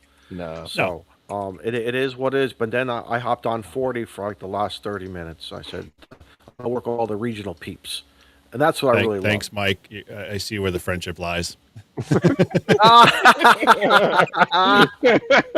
Well, no, I think that our friend, our RGD Radio was, he was super chatting on mine, and Friends helping friends. he wanted at least like the last one to go on yours. So there you go. And that means we're 10% of the way to our goal because that puts us at $50, guys. So come on. I wish you put now. as just as much effort into your YLs live streams and Yeah. your she sheds and all of those stuff, all the plans you have. But you know what? I put this much effort into making the YL Discord, so maybe from the YL Discord is where the YL live stream and the she shed thing is going to grow and come from, right? Because I got to make my network and my community of my YLs, and then hopefully we'll be able to snowball some other things from that. But making you grow a beard is just fun. So Thanks. Better stop shaving now, man. Just let it go. Dude, Let it dude, go, all I need is a week, go. literally a week, and I'll have a full beard. We during COVID, we ended up doing a buddies, like guys I've known for 30 years. We went up to Maine and the Forks to go do whitewater rafting early release, and yeah, literally that whole entire week, no shaving whatsoever. Had a full beard by the time I came back. My wife said, Really? "Yep, I'm not touching you." So that's why I don't have a beard. But nevertheless, it annoys the crap out of me. Real quick, I think Rabbit's got to jump. Yep, Oh. yep, brothers. Oh, you do? It was Rabbit's Me too, always yeah. jumping. I'm next. Yeah, exactly. That's exactly. hopping. bands to bands Rabbits and are hopping. He's hopping out. I appreciate you. I love hanging out with you, brothers and sister. It was great. But catch y'all on the next one. You too, man. You Good bet, seeing you. brother. 7-3, guys. man. Have a good one. I'm next to Hoppity go, hop, guys. hop. I got to run too. I got a pizza waiting for me. I got to go pick up the kids. So I'm out of here. So hey, fun as always. Fun Oh, as yeah. always. This is what we're always here for. So. Oh no. Shannon, Oh, Shannon should hey. sing if I have to, basically get a beard at 500. Wow, it's 5. Wow. Is that 5 pounds? Oh my gosh, that's more than $5. Tell you what, you get the beard. I promised you some beard. I'll even buy you a kilt. Maybe I'll get you a fireman's kilt. I'll get you a Dude, bunker that's kilt. gonna be a long kilt. I'm 6'5", man. Well, we can have I a gotta short run. kill for No you. short skirts. Catch you later, Izzo. Good seeing you. 7-3, guys. 7-3. 7-3. Peace. Yeah. Was that See? was that the You pound know. sterling? Exactly. That's the main reason why I don't want one. Good deal, guys. Good deal. So we put a bow in here. We shouldn't hang around just because I'm late to the game. Well, if you want to wait another hour for you to talk, you can. Dude, I don't have much to talk care. about at this point. But dude, I appreciate all the chats there. Either way, even if I don't, and I'll grow it out just once, and then I'm shaving it like 2 days after. And we'll Got to see make where. lots of videos. You got to activate a POTA and film it with your beard. Oh my gosh, this is so like what is this like? Are you gonna have all this in writing so like when the day comes, like and it does happen, I have a something to follow so I don't violate any terms of service. Yep, Shannon's writing up his service agreement. Great. It's up to you guys. I keep having to update this thing every time. Yeah, thank you. I have to jump on Canva and Well, after the show, if you want to just send me whatever the last one is, I'll put a blog post up on my website and throw it in the newsletter so we can at least have some fun with it. nice. It's the least I could do. All right, you guys want to put a bow on this? No. I don't want Shannon to get too far into her you need more stress money. meter. When do we ever want to put a bow on this? Yeah. 24-hour stream. No, we're coming up on that. Oh, speaking of that, Coming up in 3 hours. Matt, did you happen to notice that I accidentally forgot in our members only stream to shut it down? It went 6 hours. No, it did. It was 6 hours of ASMR darkness, but yes. Oh, I should have jumped back in. Oh my god! If I would have known that, I was still at the park. Yeah, well, we had both all jumped out of EV Muck, so it was like, my gosh, are you sure that's accurate? I don't think that's accurate. That's accurate. Yeah, so I got like 2 texts from 2 different people going, "Hey, did you know you're still streaming after 6 hours?" I'm like, "What?" Thank God it was just the members only live stream, and YouTube was smart enough to realize that. Oh yeah, we'll just chop all that darkness out. That was good. Yeah, it was a good one. Although it was a big train wreck, but hey, I learned a lot. Oh, it was fun. We gave away one to Mike. He's always a winner. Yep. I already have them all. I was gonna say He has all the Pokemons, the Reliance Pokemons. pretty much. Yeah, we totally. Yeah, I was even showing them off on stream earlier. Like, things that you can do, making, like quarter wave verticals or dipoles with the chokes and stuff. Yeah. Man, RGD, if you saved all these £5, you'd be able to afford the G90. I'm so glad I right came now. in later. That's why I'm happy about this. I came in so late that we didn't have the full duration of the 2.5 hours. Yeah, come on, Yeah, Shannon. we might have to have Sing. we might have to have you sing Yeah. us off there, Shannon. I don't know Yeah. what would I sing. I'll sing "Row, row, row your boat." Who knows? I mean, I would say but this doesn't work because you would be saying hello, but you say goodbye and I say hello, hello, but we're not saying hello, we're saying goodbye. I But think you changed the lyrics. there's got to be some like tie-in because we have to do our usual Mike. Like he drops a bomb and then I could sing- disconnects. So long, farewell, Avita saying good night. I hate to go and leave this pretty sight. Keep going. No. Mike's not ready to hit the You're button doing yet. good. 6-hour stream. Here we go. Just leave it on for you. Yeah. Mike's like, yeah. No, Did she was doing good. Did So anybody anyway. did anybody used to watch like the Elephant Show when they were a little kid, like Skinnamarink-y dinky dink, Oh, yeah. Skinnamarink-you, I love you. Oh, we're gonna have a lot of clips with this one later. I love you. We're gonna No, get like demonetized. No. Yeah, Ed mentions the Robin Hood Love song. you. Like, did anyone see like Freddie Mac was trying to do a singing challenge Freddie Mac Ham Radio Crusader. Oh no. Trying to get like he called out T.O. and some others. I know. commented to Freddie. I was like, I've done karaoke once in my life. And I did the Love Boat theme song. Oh, the love boat. Love, exciting and new. Come aboard.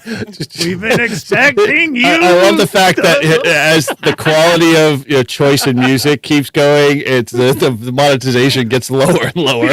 Yep. No, we're down to $2. I know. Thomas Julius wants me to do Baby Shark, you know. Yeah. No.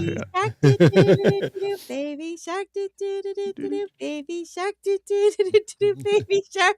What is that? Why are you doing shame? Because I don't want to hear Baby Shark. Yeah, Oodalali. Yeah, that's it. Yeah. Oodalali, golly, what a day. Oh my Yeah. gosh. Robin Hood is a great Disney movie. I have Yeah. to say that's probably one of my favorites, right? Who doesn't love Foxy Robin English accent? That's actually one of the places I sort of want to go. Is I want to activate Sherwood Forest. Aren't you going to do that when you're over there or no? Maybe.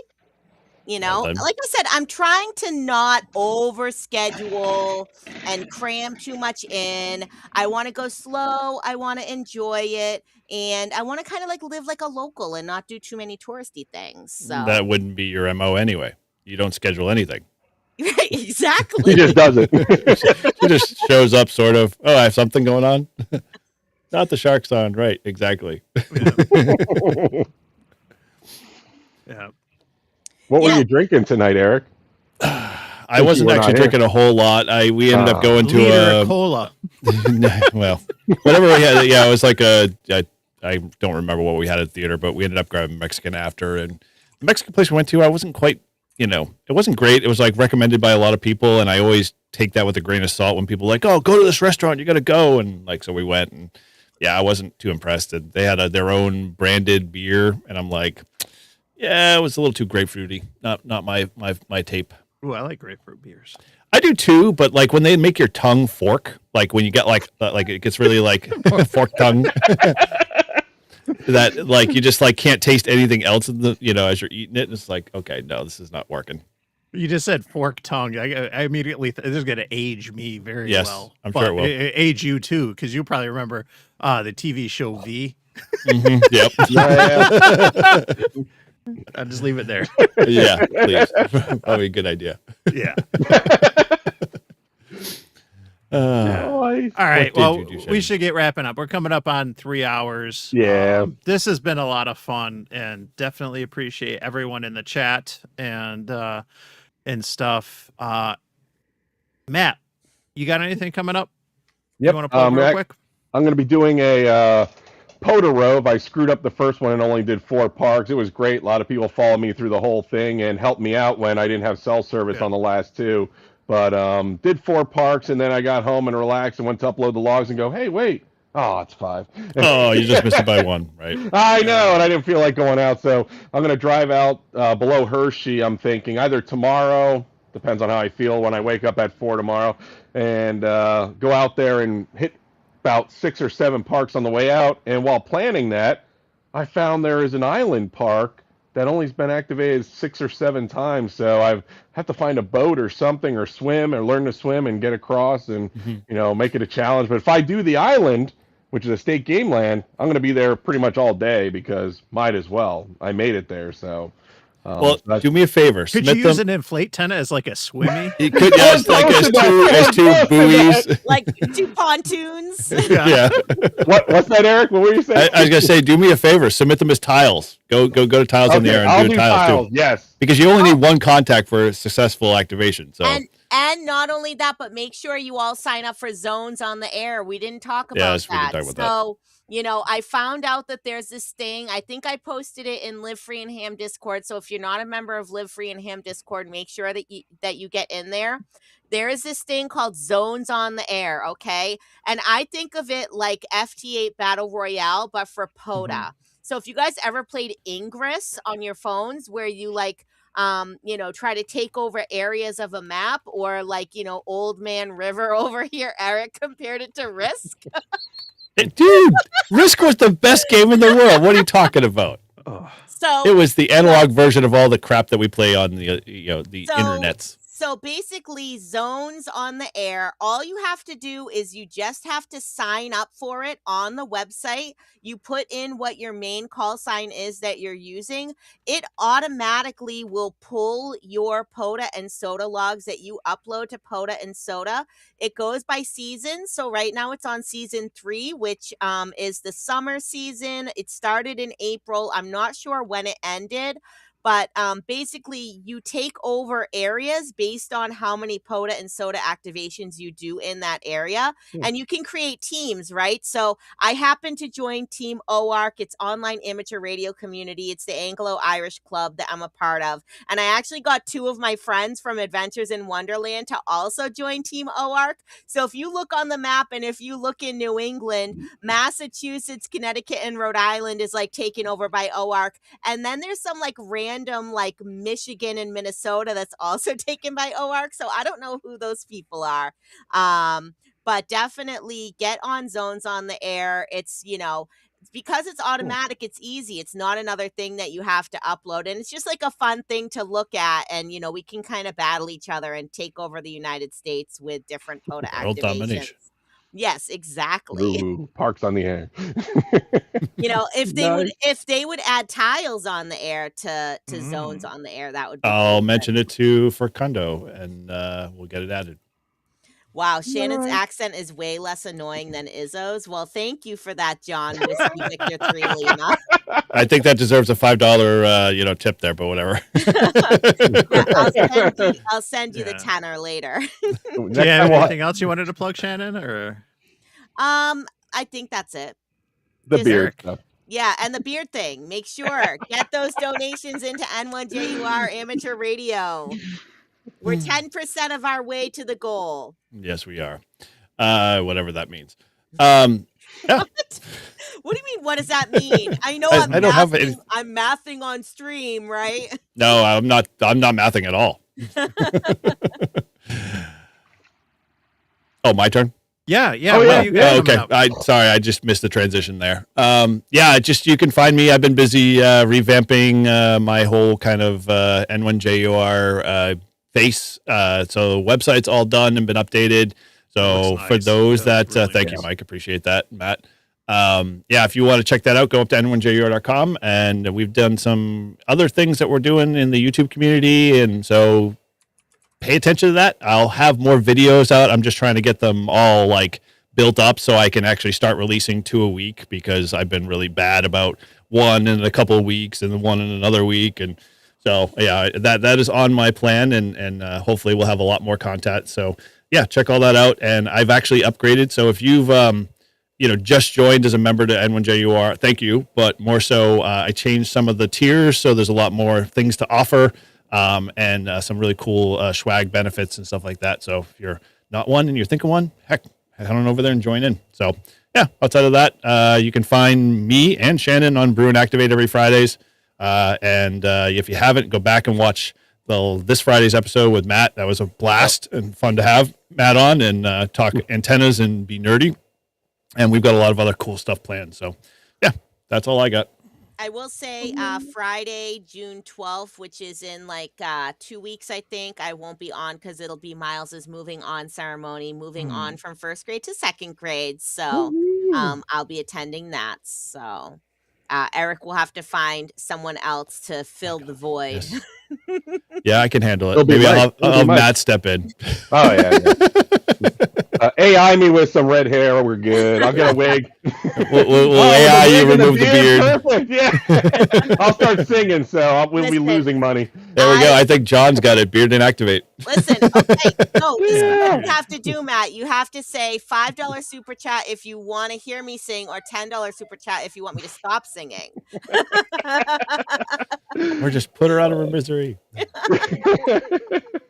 I'll come on with a red wig. I'll be good. Listen, I will watch Team Replay if you go on June 12th in a red wig. Let me put that in the calendar. Oh, I could do that. I can do that. Yeah, and just to I got the take us beard out, going. the other thing, the thing that I mentioned it earlier, post the link now. Salty Walt and I are going to do a live stream Monday night. Woohoo. Going to give away a signed copy of his newest book, which just came out this past month. And Are you signing it or Walt? Walt signed it. I just want to make sure you said a signed book. Yeah. I didn't know if you were putting your autograph on there too. It is a valid question. It is a valid question. If you win it, I will sign it. Or if anyone wants me to sign it. Oh yeah, we want a signed mic. Yep. But no, looking forward to. I just finished. I actually read both his books this week, and so we're gonna have a lot to discuss about antennas for sure. So I'm looking forward to that. That should be good. We've been chatting back and forth this week. Yeah, can while you tan those legs before you post another photo of you reading a book, drinking, bourbon? Yeah. The sun Like is in the not my friend. 24-hour It is not. stream where they're glowing. Remember Yeah. that 24-hour photo? Yep. Like, Yeah. man, the exposure on that photo is too bright. Yeah. The struggle is real. Real. Yeah.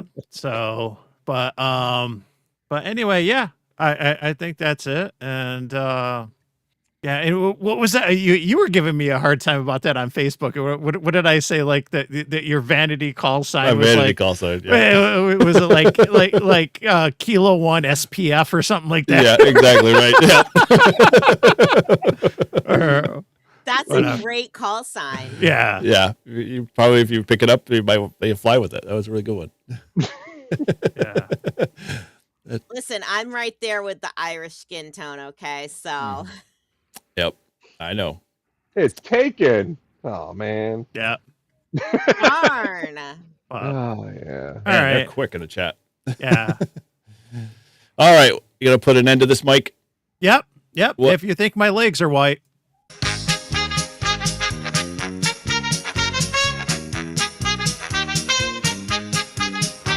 From the back roads of New Hampshire, rain or shine, he's calling CQ with that mobile line. Eric's got his 891 and 8 test tight. He's chasing them parks from morning to night. We're calling CQ, come join the ride. From salty shores to mountain highs, a motley crew with wire and drive, tossing antennas in trees to feel alive. Once a month we light up the stream. It's Northeast Ham Radio, living the dream.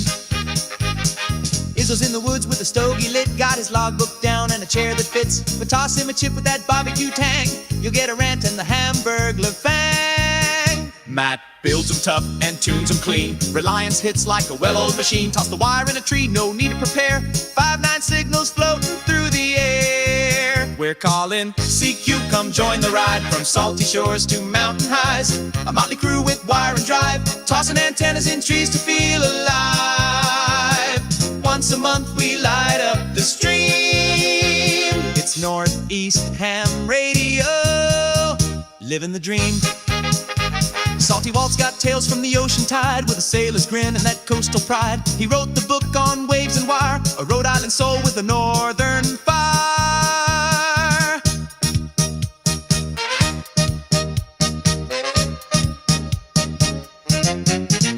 If it's broke, Rob's the guy to call. He'll tear it down and rebuild it all. With a scope, a smile, and zero fear, he's the reason half our rigs still cheer. The grouch rolls deep with a pack and a plan. Sky above, ground below, mic in hand. From jump zones to parks, he's living it loud. Still grumpy as hell, but making us proud. We ain't perfect, and that's just fine. We miss a few calls and forget the time. It's happy hour when we go live. Mics get hot, and so do the vibes. So if we slur a bit or lose our roles, just blame the beer and our RF souls. Tortoise rolls slow through the woods and mud. Mass plates on the FJ, tires chewing the crud. He'll find the path where the signals roam with the calm CQ from his overland home. Marvin's got the badge in the winter plan. He'll brave the cold with the rig in hand. When the bands are rough and the tents are low, he's the ham radio guy putting on a show. I guess. From Rochester's edge with a voice so clear, Mike's rocking AM on the modern gear. He's hitting the air with that VHF bite and logging Poto till the stars say night.